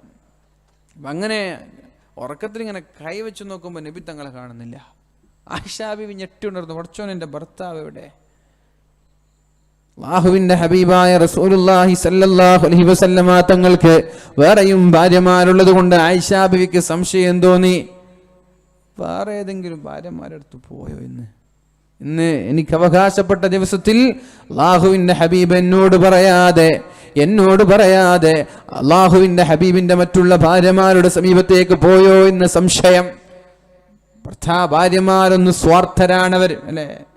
ഭാര്യമാര് സ്വാർത്ഥരാണ്. ഭർത്താക്കന്മാർ കൂടെ നിൽക്കണമെന്നും കൂടെ വേണമെന്നും ചിന്തിക്കുന്നവരാണവർ, അല്ലേ? എന്തും സഹിക്കും പെണ്ണുങ്ങൾ. വേറെ പെണ്ണിട്ടെന്ന് പറഞ്ഞാൽ പെണ്ണുങ്ങൾക്ക് സഹിക്കാൻ പറ്റൂല, അല്ലേ? അല്ല പറയാ, ഇനി മതിൽ ചാടിയാലും പ്രശ്നമില്ല, വേറൊരു പെണ്ണിട്ടെന്ന് പറഞ്ഞാൽ സഹിക്കാൻ പറ്റൂല. അങ്ങനെ ഈ ഒരു വിഷയത്തിൽ അവർ സ്വാർത്ഥരാണ്. സ്നേഹം എനിക്ക് മാത്രം വേണമെന്ന് ആഗ്രഹിക്കുന്നവരാണ്. ഭാര്യമാർ. അല്ലാഹുവർക്കൊക്കെ ആഫിയത്തും ഇസ്സത്തും പ്രദാനം ചെയ്യട്ടെ. ഭാര്യമാരില്ലാതെ നിങ്ങൾക്കൊക്കെ ജീവിക്കാൻ പറ്റുമോ? എത്ര ദേഷ്യപ്പെട്ടാലും എത്ര പിണങ്ങിയാലും ഭാര്യമാർ കൂടെ ഇല്ലാതെ ഒരാഴ്ച ജീവിക്കാൻ പറ്റുമോ? ഗൾഫിലൊക്കെ തട്ടിമുട്ടി ജീവിക്കുന്നുണ്ടല്ലോ ഉസ്താദ്, ശരിയാണ്. ഗൾഫിൽ തട്ടിമുട്ടി ജീവിക്കുന്നുണ്ട്, പക്ഷെ നാട്ടിലെ അവസ്ഥയാണ് ചോദിച്ചത്. ആയിഷ ബീവി റളിയല്ലാഹു അൻഹ ഇങ്ങനെ കൈയിട്ട് നോക്കുമ്പോൾ അല്ലാഹുവിന്റെ ഹബീബായ റസൂലുള്ളാഹി സല്ലല്ലാഹു അലൈഹി വസല്ലമ തങ്ങളെ കാണുന്നില്ല. ആയിഷ ബീവി റളിയല്ലാഹു അൻഹയ്ക്ക് സംശയമായി, അല്ലാഹുവിന്റെ ഹബീബ് എവിടെ കാണുന്നില്ലല്ലോ. പിന്നെ വീണ്ടൊന്ന് തെരഞ്ഞു നോക്കി കൈയിട്ടിട്ട് നോക്കുമ്പോൾ നബി തങ്ങളുടെ മുടികൾക്കിടയിലേക്ക് കൈ പ്രവേശിച്ചു. നബി തങ്ങൾക്ക് മനസ്സിലായി ഇത് ആയിഷയ്ക്ക് സംശയം ഉണ്ടായിന്ന്. അല്ലാഹുവിന്റെ ഹബീബായ റസൂലുള്ളാഹി സല്ലല്ലാഹു അലൈഹി വസല്ലമ തങ്ങൾക്ക് സംശയമുണ്ടായി. മനസ്സിലായി ആയിഷ ബീവിക്ക് എന്തോ സംശയമുണ്ടായിട്ടാണ് എന്നിങ്ങനെ തപ്പി നോക്കിയത്, എന്നെ പരതി നോക്കിയത്, എന്തോ ഒരു സംശയമുണ്ടായിട്ടുണ്ട്. അപ്പോഴാണ് അല്ലാഹുവിന്റെ ഹബീബായ റസൂലുള്ളാഹി സല്ലല്ലാഹു അലൈഹി വസല്ലമ തങ്ങൾ ആയിഷ ബീവി റളിയല്ലാഹു അൻഹയോട് ചോദിക്കുന്നത്, ജാഅകി ശൈത്വാനുകി, ആയിഷ ബീവിയെ നിന്റെ പിശാച് നിന്റെ അടുത്തേക്ക് വന്നുവല്ലേ, നിന്നെ എന്തൊക്കെയോ അസ്വസ്ഥതകൾ ഉണ്ടാക്കിയല്ലേ, നിനക്ക് സംശയം ജനിപ്പിച്ചുവല്ലേ, നിന്റെ പിശാച് നിന്റെ അടുത്തേക്ക് വന്നുവല്ലേ. മനസ്സിലാക്കണം, ഒരു ഭാര്യയും ഭർത്താവിനെയും പിരിക്കലാണ്, രണ്ടുപേരെയും വേർപിരിക്കലാണ്. പിശാചിന് ചെയ്യാൻ പറ്റുന്ന, പിശാച് അധ്വാനിക്കുന്ന, പിശാച് ശ്രമിക്കുന്ന ഏറ്റവും വലിയ പ്രവർത്തനം രണ്ടുപേരുടെ ഇടയിലുള്ള സ്നേഹം കളഞ്ഞ് രണ്ടുപേരെയും പിണക്കലാണ് എന്ന് ഹദീസുകളിൽ കാണാം. ഒരു പിശാച് നിസ്കാരം കളാക്കലൊന്നുമല്ല പിശാചിന്റെ വലിയ പ്രശ്നം. നിസ്കാരം കളാക്കലല്ല, സ്വതക്ക കൊടുക്കുമ്പോൾ തടയലല്ല, ഹജ്ജോ വഅദിന് വരുന്നത് തടയലോ അല്ല. രണ്ട്, ഭാര്യയെയും ഭർത്താവിനെയും പിണക്കാൻ കഴിഞ്ഞാലെന്ന് പിശാചിന് സന്തോഷായി. അപ്പൊ തർക്കമുണ്ടാകുമ്പോ പെണ്ണും ആണും ചിന്തിക്കണം, പിശാച് ഇവിടേക്ക് എത്തിയിട്ടുണ്ട് എന്ന്. മനസ്സിലായില്ലേ? ഇനിയിപ്പോ തർക്കങ്ങൾ ഉണ്ടാവില്ല, ഇപ്പൊ ഇനിയും ഉണ്ടാവില്ല. വേല കെട്ടെന്ന് പറഞ്ഞിട്ടിപ്പോ തർക്കമില്ലാതിരിക്കൊന്നുമില്ലല്ലോ. അങ്ങനെ തർക്കമുണ്ടാകുമ്പോ രണ്ടുപേരും പ്രശ്നങ്ങളിലേക്ക് ഇങ്ങനെ കൂടി രണ്ടുപേരും പരസ്പരം ചീത്ത പറയാനും വഴക്കിടാനും തുടങ്ങുമ്പോ മനസ്സിലാക്കണേ, ഇവിടേക്ക് പിശാചെത്തിയിട്ടുണ്ട്. അഊദു ബില്ലാഹി മിനശ് ശൈത്വാനിർ റജീം. അല്ലാഹുവേ, പിശാചിന്റെ ശല്യത്തിൽ നിന്ന് നീ ഞങ്ങളെ കാക്കണേ അല്ലാഹ്. അല്ലാഹു കാക്കട്ടെ, അല്ലാഹു നമ്മളെ സംരക്ഷിക്കട്ടെ. അല്ലാഹുവിന്റെ ഹബീബ് ആയിഷ ബീവിയോട് പറയാണ്, ജാഅകി ശൈത്വാനുകി, നിന്റെ ശൈത്വാൻ നിന്റെ സമീപത്തേക്ക് വന്നുവല്ലേ, നിന്റെ ശൈത്വാൻ നിന്റെ അടുത്തേക്ക് വന്നുവല്ലേ. അമാലക ശൈത്വാൻ, നബിയെ എനിക്ക് മാത്രമല്ലല്ലോ അങ്ങേക്കും ശൈത്വാൻ ഉണ്ടല്ലോ. സായിക്കും വഖരീൻ, എല്ലാ ആളുകൾക്കും ഒരു പിശാചുണ്ട്, ഒരു മലക്കുണ്ട്. എല്ലാ മനുഷ്യന്മാർക്കും തിന്മയിലേക്ക് നയിക്കാൻ ഒരു പിശാചും നന്മയിലേക്ക് നയിക്കാൻ ഒരു മലക്കുമുണ്ട്. മഹ്ശറയിലേക്ക് പോകുമ്പോ ഈ സായിഖിന്റെ കൂടെ, ഈ ഖരീനിന്റെ കൂടെയാണ് നാളെ മഹ്ശറയിലേക്ക് പോവേണ്ടത്. നബി തങ്ങളോട് ആയിഷ ബിവി ചോദിക്കുകയാണ്, യാ റസൂലല്ലാഹ്, അങ്ങേക്കുമുണ്ടല്ലോ നബിയെ പിശാച്, എനിക്ക് മാത്രമല്ലല്ലോ. അതെ, എനിക്കുമുണ്ട് പിശാച്. നബി തങ്ങൾക്ക് വേണമെങ്കിൽ ദേഷ്യപ്പെടാം, നബി തങ്ങൾക്ക് വേണമെങ്കിൽ കയർക്കാം. അള്ളാഹുവിന്റെ ഹബീബ സമയത്ത് പറഞ്ഞത്, അതെ ആയിഷ, എനിക്കുമുണ്ട് പിശാച്, പക്ഷേ അള്ളാഹു എന്നെ സഹായിക്കുകയും എന്റെ പിശാച് ഇസ്ലാം സ്വീകരിക്കുകയും ചെയ്തു, എന്റെ പിശാച് മുസ്ലിം ആവുകയും ചെയ്തു. ഇന്ന് നല്ലതല്ലാതെ എന്റെ പിശാച് എന്നോട് കൽപ്പിക്കാറില്ല. എന്റെ പിശാച് മുസ്ലിമായിട്ടുണ്ട്, എന്നോടിപ്പോൾ നന്മയെ കൽപ്പിക്കാറുള്ളൂ എന്ന് മുഹമ്മദുർ റസൂലുള്ളാഹ്. അശ്ശൈത്താനു യജ്രി മിൻ ഇബ്നി ആദമ മജ്റദ്ദമി, പിശാച് നമ്മുടെ എവിടെയൊക്കെയാണോ രക്തമൊഴുകുന്നത്, നമ്മുടെ ശരീരത്തിലൂടെ രക്തമൊഴുകുന്നത് എവിടെയൊക്കെയാണോ അവിടേക്കൊക്കെ പിശാച് കയറുമെന്ന് മുഹമ്മദുർ റസൂലുള്ളാഹ്. രക്തമോടുന്ന സ്ഥലം, ബ്ലഡ് സർക്കുലേഷൻ നടക്കുന്ന സ്ഥലങ്ങൾ എവിടെയൊക്കെയാണോ ഞരമ്പുകളുള്ളത് അവിടെയൊക്കെ പിശാച് കയറി ഇറങ്ങുന്നുണ്ട് എന്നാണ് അള്ളാഹുവിന്റെ ഹബീബ് പറഞ്ഞത്. പിശാച് കയറി ഇറങ്ങിയാൽ പ്രശ്നം ഉറപ്പ് തന്നെയാണ്. ഒരു കുടുംബത്തിലേക്ക് പിശാച് വന്നാൽ ആ കുടുംബത്തിൽ പ്രശ്നം ഉറപ്പ് തന്നെയാണ്.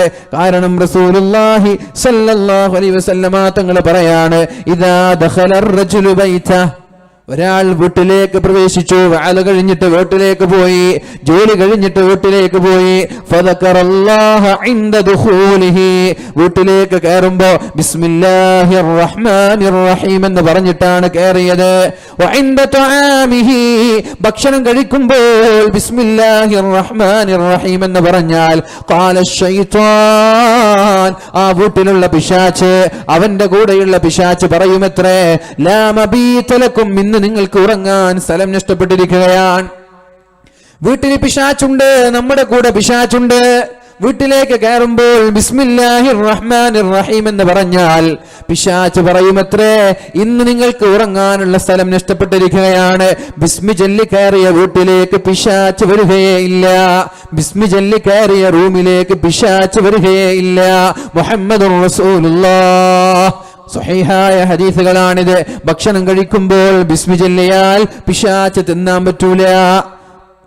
ലാ മബീത ലക്കും വലാ ഇശാ, അന്ന് പിശാചുക്കൾ പട്ടിണിയാണ്. വഇദാ ദഖല, ഇനി ബാധ കഴിഞ്ഞു, ജോലി കഴിഞ്ഞു, സ്കൂളിൽ നിന്ന് വന്നു, വീട്ടിലേക്ക് കയറുകയാണ്.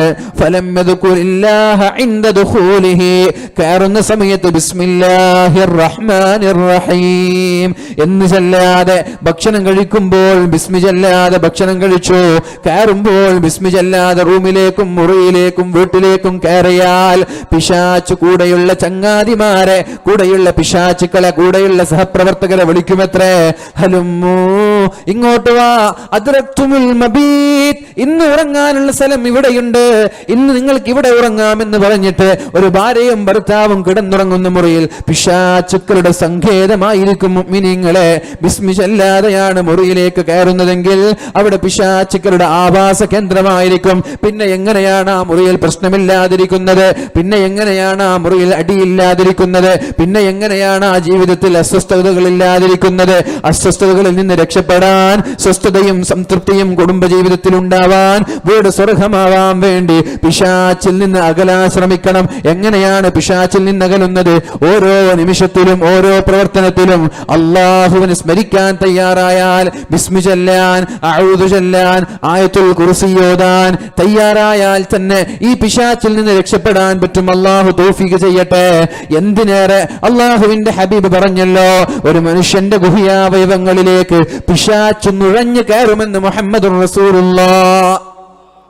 ഒരു മനുഷ്യന്റെ, ഒരു ഭർത്താവിന്റെ, ഒരു പുരുഷന്റെ ഗുഹ്യാവയവങ്ങളിലേക്ക് പിശാച് നുഴഞ്ഞു കയറിയിട്ട് ഭാര്യയുമായി കിടപ്പറ പങ്കിടുന്ന സമയങ്ങളിൽ ബിസ്മി ചൊല്ലാതെ കിടപ്പറ പങ്കിട്ടാൽ ഭാര്യയുടെ കൂടെ ഭർത്താവിന്റെ കൂടെ ഈ പിശാചും കിടപ്പറ പങ്കിടുമെന്ന് പരിശുദ്ധ റസൂലുള്ളാഹ്. നമ്മൾ കാണുന്നില്ല, നമ്മൾ അറിയുന്നില്ല. നമ്മളുടെ കൂടെ ശാരീരിക ബന്ധങ്ങളിൽ ഏർപ്പെടാൻ, നമ്മുടെ കൂടെ കിടപ്പറ പങ്കിടാൻ പിശാചുണ്ട് മുഅ്മിനീങ്ങളെ, നിങ്ങൾ അറിയുന്നില്ല. എന്നിട്ട് അതിൽ നിന്ന് മക്കളുണ്ടായാൽ ഈ പിശാചിന്റെ മക്കളാണ് ഉണ്ടാവുന്നത്. ഈ മക്കൾ എങ്ങനെയാണ് നന്നാവുന്നത്? ഈ മക്കൾ എങ്ങനെയാണ് ഒളിച്ചോടാതിരിക്കുന്നത്? കാരണം പിശാചാണ് നമ്മുടെ കൂടെ ബന്ധപ്പെട്ടത്, പിശാചാണ് കൂടെ കിടപ്പറ പങ്കിട്ടത്. ഈ പിശാചിൽ നിന്നുണ്ടായ മക്കൾ എങ്ങനെയാണ് സാലിഹീങ്ങളാവുന്നത്? എങ്ങനെയാണ് ഒളിച്ചോടാതിരിക്കുന്നത്? അതുകൊണ്ട് മക്കൾ സാലിഹീങ്ങളാവാൻ, നല്ല കൺകുളിർമയുള്ള മക്കൾ ഉണ്ടാവാൻ, നല്ല സാലിഹീങ്ങളായ അള്ളാഹുവിനെ പേടിയുള്ള കുടുംബമാവാൻ വേണ്ടി നമ്മൾ ചെയ്യേണ്ടത് അള്ളാഹുവിന്റെ ദിക്റിൽ ജീവിക്കലാണ്, അള്ളാഹുവിന്റെ സ്മരണയിൽ ജീവിക്കലാണ്. അള്ളാഹു തആല പറഞ്ഞല്ലോ, അലാ ബിദിക്രില്ലാഹി തത്മഇന്നുൽ ഖുലൂബ്. ഒരു മനുഷ്യന്റെ ജീവിതത്തിൽ സമാധാനവും സംതൃപ്തിയും സുഖങ്ങളും ഉണ്ടാകുന്നത് അള്ളാഹുവിനെ സ്മരിച്ച് ജീവിക്കുമ്പോഴാണ്. ഇനി ഒരാൾ അള്ളാഹുവിൽ നിന്ന് അകന്നിട്ട് അള്ളാഹു പറഞ്ഞത് കേൾക്കാതെ ബിസ്മി ചൊല്ലാതെ ദിക്ർ ചൊല്ലാതെ വീട്ടിലേക്ക് കയറുന്നുണ്ട്, കിടപ്പറ പങ്കിടുന്നുണ്ടെങ്കിൽ വമൻ അറള അൻ ദിക്രി വമൻ അറള അൻ ദിക്രി ഫഇന്ന ലഹു മഈശതൻ ലങ്കാ. എന്നെ മറന്ന് ജീവിക്കുന്നവർ, ദിക്ർ ചൊല്ലാതെ ജീവിക്കുന്നവർ, ദിക്ർ ചൊല്ലാതെ മുറിയിൽ റോഡിൽ കയറുന്നവർ ഫഇന്ന ലഹു മഈശതൻ വൻകാ, അവന്റെ ജീവിതം വളരെ കുടുസായതാണ്, അവന്റെ ജീവിതം വളരെ ഭാരമേറിയതാണ്. നിങ്ങൾക്ക് തന്നെ അറിയാലോ, ഏതെങ്കിലും ഒരു രാത്രി ഭാര്യ പിണക്കമാണെങ്കിൽ, ഭാര്യ എന്തെങ്കിലും സ്വസ്ഥത നഷ്ടപ്പെടുത്തി പരാതി പറഞ്ഞുകൊണ്ടിരിക്കുകയാണെങ്കിൽ ആ രാത്രി സമയം പോലല്ലോ, ആ രാത്രിയുടെ സമയം ഒന്ന് നീങ്ങിക്കിട്ടാൻ നമ്മൾ ആഗ്രഹിക്കുമല്ലോ. ആകെ ടെൻഷനായി, ആകെ ദുഃഖമായി, ആകെ അടിയും പിടിയും പ്രശ്നങ്ങളായി ഈ സമയമൊന്ന് തള്ളി നീക്കി സുബഹിയാകാൻ, സുബഹിയായാൽ എവിടേക്കെങ്കിലും എണീറ്റു പോകാലോ. എന്തുകൊണ്ട്? വമൻ അറള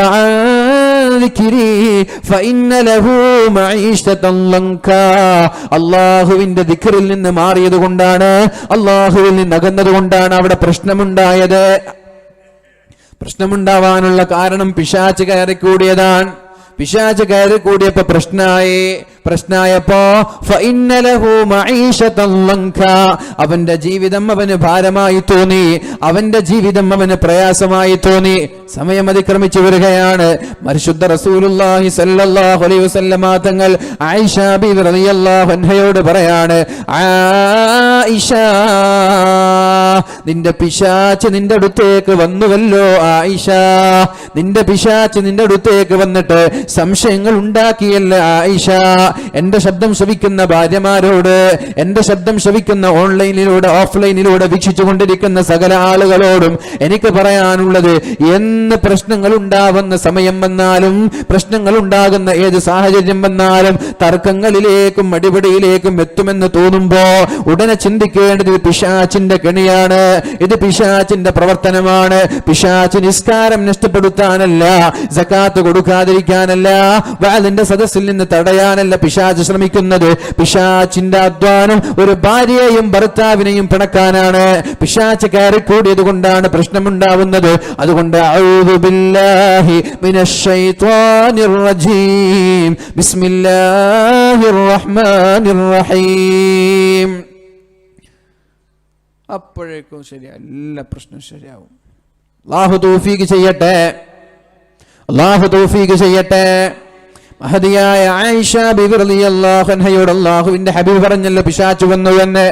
ഒരിക്കൽ ആയിഷ ബിബി റളിയല്ലാഹു അൻഹയോട് അല്ലാഹുവിന്റെ ഹബീബ് പറയുന്നുണ്ട്, ദാവിമീ ഖർഅ ബാബിൽ ജന്ന, സ്വർഗ്ഗത്തിന്റെ വാതിൽ മുട്ടിക്കൊണ്ടേ ഇരിക്കണം ആയിഷ, സ്വർഗ്ഗത്തിന്റെ വാതിൽ മുട്ടിക്കൊണ്ടേ ഇരിക്കണം ആയിഷ.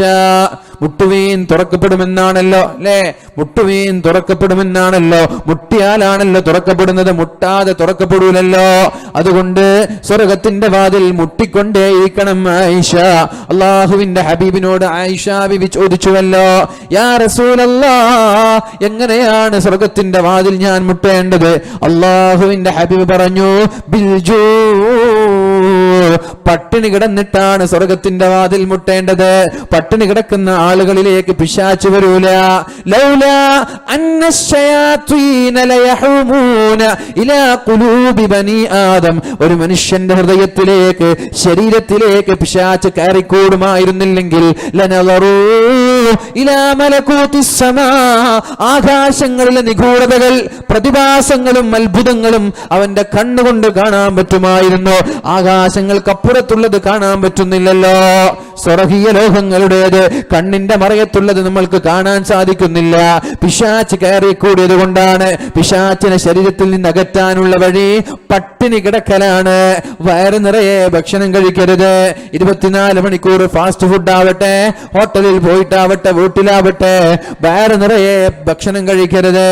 എന്നും ഭക്ഷണം ഒരു ഭാഗം മാത്രം കഴിച്ച്, ഒരു ഭാഗം വെള്ളത്തിന് വേണ്ടി ബാക്കി വെച്ച്, ഒരു ഭാഗം എന്നും അവിടെ ഫ്രീ ആയിട്ടിരിക്കണം. അത് തന്നെ ഭക്ഷണം കഴിക്കുമ്പോ വിശന്നാലേ കഴിക്കാൻ പാടുള്ളൂ.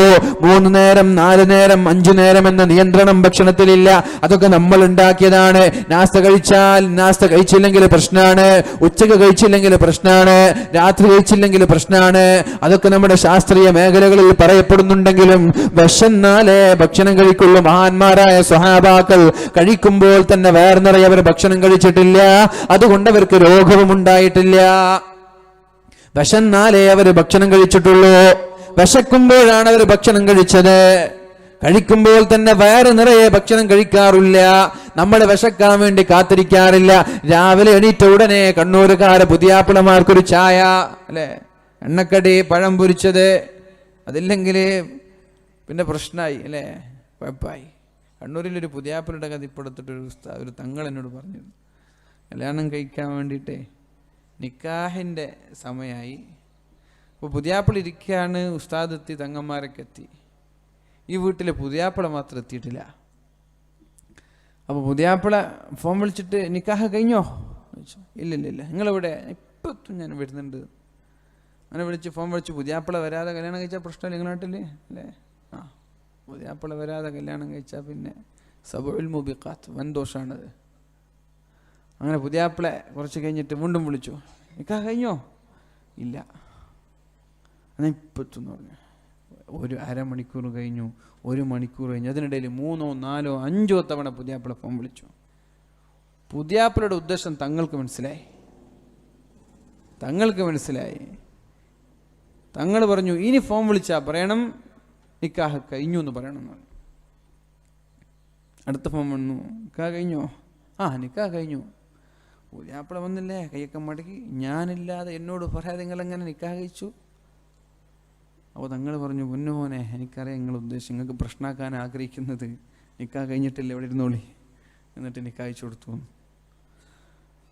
അപ്പോൾ ഇങ്ങനെയുള്ള പുതിയാപ്പിളമാരൊക്കെ ഉണ്ടാകുമ്പോഴേ രാവിലത്തെ ചായൻ്റെ ഒരു കടി കുറഞ്ഞു പോയവന് പ്രശ്നമാണല്ലോ. അപ്പോൾ രാവിലെ നല്ല മനോഹരമായ ചായ, സുബഹി എണിച്ചുടനൊരു ചായ, അത് കഴിഞ്ഞിട്ട് നാസ്ത, അത് കഴിഞ്ഞിട്ടൊരു 11 മണിക്ക് കഞ്ഞിയല്ലേ, കഞ്ഞിയുണ്ടോ? ഇല്ലേ? ഇല്ലേ? ഇവിടില്ല, കഞ്ഞി ഇവിടെ ഇല്ല. കോഴിക്കോട്, ഇവിടെ കോഴിക്കോട് ഡിസ്ട്രിക്റ്റ് കണ്ണൂരാണ്. ഇവിടുത്തെ കല്യാണത്തിൻ്റെ സിസ്റ്റം എങ്ങനെയാണ്? കോഴിക്കോട് ഡിസ്ട്രിക്റ്റാണോ? ഓ, പറഞ്ഞതൊക്കെ പാത്തിലായി പോയല്ലോ. പാത്തിലായിട്ടല്ലേ, നിങ്ങൾക്ക് പറ്റുന്നാണല്ലോ, ഇന്ന് ഫുള്ള് പറഞ്ഞതല്ലേ. എന്തോ ആയിട്ട് ചെയ്താലും സമയം കഴിഞ്ഞു. ലാസ്റ്റ് പറഞ്ഞത് സുഖമായി, നേരത്തെ പറഞ്ഞ നമുക്ക് വിഷയം തന്നെ മാറ്റായിരുന്നു. അപ്പോൾ ഏതായാലും അപ്പോൾ രാവിലെയും ഉച്ചയ്ക്കും രാത്രിയും 11 മണിക്കൊക്കെ ഭക്ഷണം കഴിക്കണം എന്നൊരു നിർബന്ധമില്ല. അത് വിശക്കുമ്പോൾ കഴിക്കണം, കഴിക്കുമ്പോൾ വേറെ നിറയെ കഴിക്കരുത്. രോഗം എന്നൊരു വസ്തു ഉണ്ടാവുകയില്ല. രോഗം വരാതിരിക്കാൻ വേറൊരു മരുന്നും കൂടി ഉണ്ട്. ബിസ്മില്ലാഹിർ റഹ്മാനിർ റഹീം. ബിസ്മില്ലാഹി ഖൈറിൽ അസ്മാഇ ബിസ്മില്ലാഹി റബ്ബിൽ അർളി വസ്സമാ ബിസ്മില്ലാഹില്ലദീ ലാ യളുറു മഅ ഇസ്മിഹി ശൈഉൻ ഫിൽ അർളി വലാ ഫിസ്സമാഇ വഹുവസ് സമീഉൽ അലീം. ഈ ഒരു ദിക്റ് ചൊല്ലി ഭക്ഷണം കഴിച്ചാൽ, വിഷം കഴിച്ചാൽ വരെ ശരീരത്തിലേക്ക് വിഷം കയറൂല എന്ന് മുഹമ്മദുർ റസൂലുള്ളാഹ് സല്ലല്ലാഹു അലൈഹി വസല്ലം. ഇന്നത്തെ ഭക്ഷണം കെമിക്കലുകൾ നിറഞ്ഞതാണ്. ചൈനക്കാരുടെ പ്ലാസ്റ്റിക് മുട്ടയും പ്ലാസ്റ്റിക് അരിയൊക്കെ വന്ന കാലാണ്, അല്ലേ? ചൈനക്കാരെ അരിയൊക്കെ കണ്ടില്ല, പ്ലാസ്റ്റിക്കിൻ്റെ അരി. ക്യാബേജ് വരെ ഉണ്ടാക്കുന്നൊരു വീഡിയോ ഒക്കെ കണ്ടില്ല വാട്സപ്പിൽ. സത്യമാണെന്നറിയില്ല. ക്യാബേജ് ഉണ്ടാക്കുന്ന വീഡിയോ കണ്ടിട്ടുണ്ടാവും. ഞാൻ കണ്ടപ്പോൾ ഞെട്ടിപ്പോയി. ഒറിജിനൽ ക്യാബേജിന് വെല്ലുന്ന ക്യാബേജ്. 40 ദിവസം കൊണ്ട് വളർന്നു വരുന്ന നല്ല ബ്രോയിലർ ചിക്കൻ, അല്ലേ, ഹോർമോണുകൾ കുത്തിവെച്ച് ഇഞ്ചക്ഷൻ വെച്ചിട്ട് 40 ദിവസം കൊണ്ട് ആ കോഴി ഉണ്ടെന്ന് നിങ്ങൾക്കറിയോ? കോഴി നമ്മൾ കഴിക്കൂലേ? 40 ദിവസത്തിൽ ആ കോഴിൻ്റെ വളർച്ച. നമ്മുടെ നാടൻ കോഴി എത്രക്കാണെങ്കിൽ എത്ര വർഷം കാത്തിരിക്കണം? 40 ദിവസം കൊണ്ട് ഹോർമോണുകൾ കുത്തിക്കയറ്റി, ഇഞ്ചക്ഷനുകൾ കുത്തിക്കയറ്റിയ ചിക്കൻ കളർ വരാതിരിക്കുമ്പോൾ നമ്മുടെ ബത്തക്കയിലേക്ക്, തണ്ണിമത്തനിലേക്ക് ഇഞ്ചക്ഷൻ കയറ്റി കളർഫുള്ളാക്കി വെക്കുന്ന ബത്തക്കകൾ, ഫ്രൂട്ട്സുകൾ, കെമിക്കലുകൾ, നമ്മുടെ എൻഡോസൾഫാൻ്റെ കെമിക്കലുകൾ ഉപയോഗിച്ച് എത്താനായ ഓക്കെ 10 അല്ലേ? 10 വായിച്ചില്ലെങ്കിൽ നമുക്കെല്ലാം ഒന്നിച്ചു നോക്കാം എല്ലാവർക്കും. അപ്പോൾ മനസ്സിലായില്ലേ? എൻഡോസൾഫാനൊക്കെ അടിച്ചിട്ട പച്ചക്കറി വരിക തമിഴ്നാടിനൊക്കെ. അതൊക്കെ കഴിച്ചിട്ട് വിഷമല്ലാതെ നമ്മൾ കഴിക്കുന്നുണ്ടോ? ഇങ്ങനെയുള്ള ഭക്ഷണ വിഭവങ്ങളിൽ നിന്ന് ശരീരത്തിലേക്ക് വിഷങ്ങളും രോഗങ്ങളും വരാതിരിക്കാൻ പഠിപ്പിച്ച ഒരു ദിക്ർ പഠിച്ചോളൂ ഈ സഹോദരങ്ങളെ. ഭക്ഷണം കഴിക്കുമ്പോൾ ഇത് ചൊല്ലാതെ കഴിക്കരുത്. ബിസ്മില്ലാഹിർ റഹ്മാനിർ റഹീം, എല്ലാവർക്കും അറിയുന്നതാണിത്. അത് കഴിഞ്ഞിട്ട് ബിസ്മില്ലാഹി ഖൈറിൽ അസ്മാ, ബിസ്മില്ലാഹി ഖൈറിൽ അസ്മാഇ ബിസ്മില്ലാഹി ഖൈറിൽ അസ്മാ ബിസ്മില്ലാഹി റബ്ബിൽ അർളി വസ്സമാ ബിസ്മില്ലാഹില്ലദീ ലാ യദുറു മഅസ്മിഹി ശൈഉൻ ഫിൽ അർളി വലാ ഫിസ് സമാഇ വഹുവസ് സമീഉൽ അലീം. മഹാന്മാരായ പണ്ഡിതന്മാർ രേഖപ്പെടുത്തിയ അള്ളാഹുവിന്റെ ഹബീബിന്റെ ഹദീസാണിത്. വളരെ പ്രബലമായ ഹദീസാണിത്. ഇതൊരാൾ ചൊല്ലി ഭക്ഷണം കഴിച്ചാൽ വിഷം വരെ ശരീരത്തിലേക്ക് കയറൂല എന്നാണ്. ബിസ്മില്ലാഹിർ റഹ്മാനിർ റഹീം. രോഗം വരാതിരിക്കാൻ, ശരീരത്തിന്റെ ആരോഗ്യം നഷ്ടപ്പെടാതെ ആഫിയത്തോടെ ജീവിക്കാൻ ആഗ്രഹിക്കുന്ന എന്ത് ഭക്ഷണം വേണം കഴിച്ചോളൂ. കഴിക്കുമ്പോൾ വേറെ നിറയെ കഴിക്കരുത്. പക്ഷേ ഈ ഒരു ബിസ്മി ചൊല്ലി കഴിക്കാൻ ശ്രമിക്കണേ. ബിസ്മില്ലാഹിർ റഹ്മാനിർ റഹീം. ഉറക്കെ ചൊല്ല്, ബിസ്മില്ലാഹിർ റഹ്മാനിർ റഹീം. ബിസ്മില്ലാഹി ഖൈറിൽ അസ്മാ ബിസ്മില്ലാഹി റബ്ബിൽ അർളി വസ്സമാ ബിസ്മില്ലാഹില്ലദീ ലാ യദുറു മഅസ്മിഹി ശൈഉൻ ഫിൽ അർളി വലാ ഫിസ് സമാഇ വഹുവസ് സമീഉൽ അലീം. ഈ ഒരു ദിക്ർ ചൊല്ലി ബിസ്മില്ലാഹിർ റഹ്മാനിർ റഹീം, കാരുണ്യവാനായ റബ്ബിന്റെ നാമം കൊണ്ട്, ബിസ്മില്ലാഹി ഖൈറിൽ അസ്മാ, പേരുകളിൽ ഏറ്റവും നല്ല പേരുകൊണ്ട്, ബിസ്മില്ലാഹി റബ്ബിൽ അർളി വസ്സമാ, ആകാശത്തിന്റെയും ഭൂമിയുടെയും സൃഷ്ടാവിന്റെ പേരുകൊണ്ട്, ബിസ്മില്ലാഹില്ലദീ ലാ യദുറു മഅസ്മിഹി ശൈഉൻ ഫിൽ അർളി വലാ ഫിസ് സമാഇ വഹുവസ് സമീഉൽ അലീം. ഏത് റബ്ബിന്റെ നാമം കൊണ്ടാണോ ആ റബ്ബിന്റെ നാമം ഉച്ചരിച്ചാൽ ഭൂമിയിലുള്ള ആകാശത്തുള്ള ഒരു ശർറും സംഭവിക്കൂല. അങ്ങനെയുള്ള റബ്ബിന്റെ നാമം കൊണ്ട് ഞാൻ കഴിക്കുന്നു, തിന്നോളൂ, ഒരു വിഷം പോലും ശരീരത്തിലേക്ക് കയറൂല എന്ന് പരിശുദ്ധ റസൂലുള്ളാഹ്. ഇത് കഴിച്ചിട്ടാണ് മഹാനായ ഖാലിദ് ഇബ്നു വലീദ് റളിയല്ലാഹു അൻഹു വിഷം കുടിച്ചത് എന്ന് ഹദീസിൽ കാണാം. എന്ന് പറഞ്ഞ് വിശ്വാസമില്ലാതെ വിഷം കുടിച്ചാ അപ്പം മയ്യിത്താവും. ഖാലിദ് ഇബ്നു വലീദ് റളിയല്ലാഹു അൻഹു കുടിച്ചു എന്ന് പറഞ്ഞിട്ട് കുടിക്കണ്ട. നിങ്ങൾക്ക് വിശ്വാസം ഉണ്ടെങ്കിൽ കുടിക്കൊന്നാവില്ല. അത് വിശ്വാസം പോലെയാണ്. 100% നിങ്ങൾക്ക് വിശ്വാസം ഉണ്ട്, ഉറപ്പാണ്, ഒരു ചുക്കും സംഭവിക്കില്ല. ആ ഒരു വിശ്വാസം കൊണ്ടാണ് മഹാനായ ഖാലിദ് ഇബ്നു വലീദ് റളിയല്ലാഹു അൻഹു ജൂതന്മാര് വിഷം കുടിക്കാൻ പറഞ്ഞപ്പോൾ വിഷം കുടിച്ചിട്ട് ശരീരത്തിലേക്ക് പറ്റാതിരുന്നത്, വിഷം ശരീരത്തിലേക്ക് തട്ടാതിരുന്നത് അവരുടെ അചഞ്ചലമായ വിശ്വാസമാണത്. അല്ലാഹു തൗഫീഖ് ചെയ്യട്ടെ. ഞാൻ പറഞ്ഞു വരുന്നത് മഹദിയായ ആയിഷ ബീവി റളിയല്ലാഹു അൻഹയുടെയും അല്ലാഹുവിന്റെ ഹബീബിന്റെയും ഇടയിൽ ഇടയ്ക്കിടെ അസ്വസ്ഥതകൾ, സൗന്ദര്യപ്പിണക്കങ്ങളൊക്കെ ഉണ്ടായിട്ടുണ്ട്. പക്ഷെ ആ സമയത്തൊക്കെ വളരെ രമ്യമായ രീതിയിൽ, വളരെ മനോഹരമായ രീതിയിൽ പ്രശ്നങ്ങൾ ഉണ്ടാക്കാതെ, ഒരു അടിപിടിക്ക് അവസരം നൽകാതെ അല്ലാഹുവിന്റെ ഹബീബ് വളരെ ഭംഗിയായിട്ട് അതിനെ പരിഹരിക്കുകയാണ് ഉണ്ടായത്. അതിന്റെ പേരിൽ പ്രശ്നങ്ങൾ കുടുംബത്തിലോ നാട്ടിലോ ജനങ്ങളെയോ അറിയിക്കാതെ, ഉമ്മമാരെ അറിയിക്കാതെ അല്ലാഹുവിന്റെ ഹബീബ് തന്നെ എല്ലാം വളരെ രമ്യമായി പരിഹരിച്ചിട്ടുണ്ട്. അതുകൊണ്ട് വീട് സ്വർഗമാക്കാൻ നമ്മൾ ആദ്യം ശ്രമിക്കേണ്ടത് എങ്ങനെ സൽസ്വഭാവിയായിരിക്കണം ഭാര്യയും ഭർത്താവും. يوم لا ينفع مال ولا بنون إلا من أتى الله بقلب سليم. അള്ളാഹുവിന്റെ കോടതിയിൽ സമ്പാദ്യങ്ങളും മക്കളും ഉപകരിക്കാത്ത ഒരു കാലം വരാനുണ്ട്. അവിടെ രക്ഷപ്പെടുന്നതാരാ? ഇല്ലാമൻ അത്തല്ലാഹ ബിഖൽബിൻ സലീം. നല്ല സ്വൽസ്വഭാവമുള്ള ആളുകൾക്ക് രക്ഷപ്പെടാൻ പറ്റുള്ളൂ. സൗന്ദര്യമില്ലാത്തതിന്റെ പേരിൽ വിവാഹമോചനങ്ങൾ ഇവിടെ നടക്കാറില്ല. സമ്പത്തില്ലാത്തതിന്റെ പേരിൽ വിവാഹമോചനങ്ങൾ നടക്കാറില്ല. നല്ല സുമുഖന്മാരായ പുതിയാപ്പിളമാരെ ഉപ്പമാര് കൊണ്ടുപോയി കാണിച്ചു കൊടുത്തിട്ട് അതിഷ്ടപ്പെടാതെ എന്തെങ്കിലും കോന്തന്മാരുടെ കൂടെ ഒളിച്ചോടുന്ന പെണ്ണുങ്ങളില്ലേ, കാണാനൊരു ലുക്കില്ലാത്ത, ഒരു സൗന്ദര്യമില്ലാത്ത ആഫ്രിക്കക്കാരെ പോലെയുള്ള ഏതെങ്കിലും തമിഴന്മാരുടെ കൂടെ ഒളിച്ചോടുന്ന ആളുകളില്ലേ. സൗന്ദര്യം കൊണ്ട് ഇവിടെ വിവാഹമോചനങ്ങൾ നടക്കാറില്ല. പെണ്ണിന്റെ സൗന്ദര്യം പോരാ, ഭർത്താവിന്റെ സൗന്ദര്യം പോരാ, സമ്പത്തില്ലാത്തതിന്റെ പേരിൽ നടക്കാറില്ല.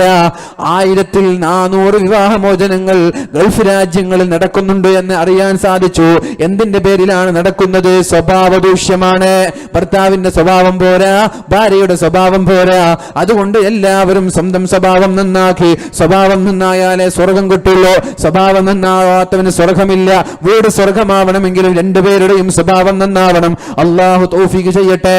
ഞാൻ എന്റെ വാക്കുകൾ വിസമ്മതിക്കുകയാണ്. നമ്മുടെ ദാമ്പത്യ ജീവിതം അള്ളാഹു ഖൈറിലാക്കട്ടെ, കൺകുളിർമയുള്ള മക്കളാക്കട്ടെ.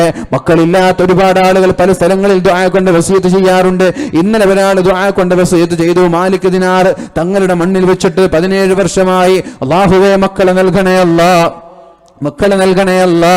മക്കളില്ലാതെ നീ പരീക്ഷിക്കല്ല റബ്ബേ.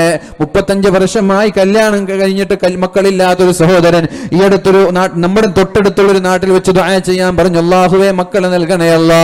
ഒരാളെയും മക്കളില്ലാതെ നീ പരീക്ഷിക്കല്ല റബ്ബേ. നൽകിയ മക്കളെയൊക്കെ നീ മാതാപിതാക്കൾക്ക് ഉപകരിക്കുന്ന മക്കളാക്കണേ അല്ലാ.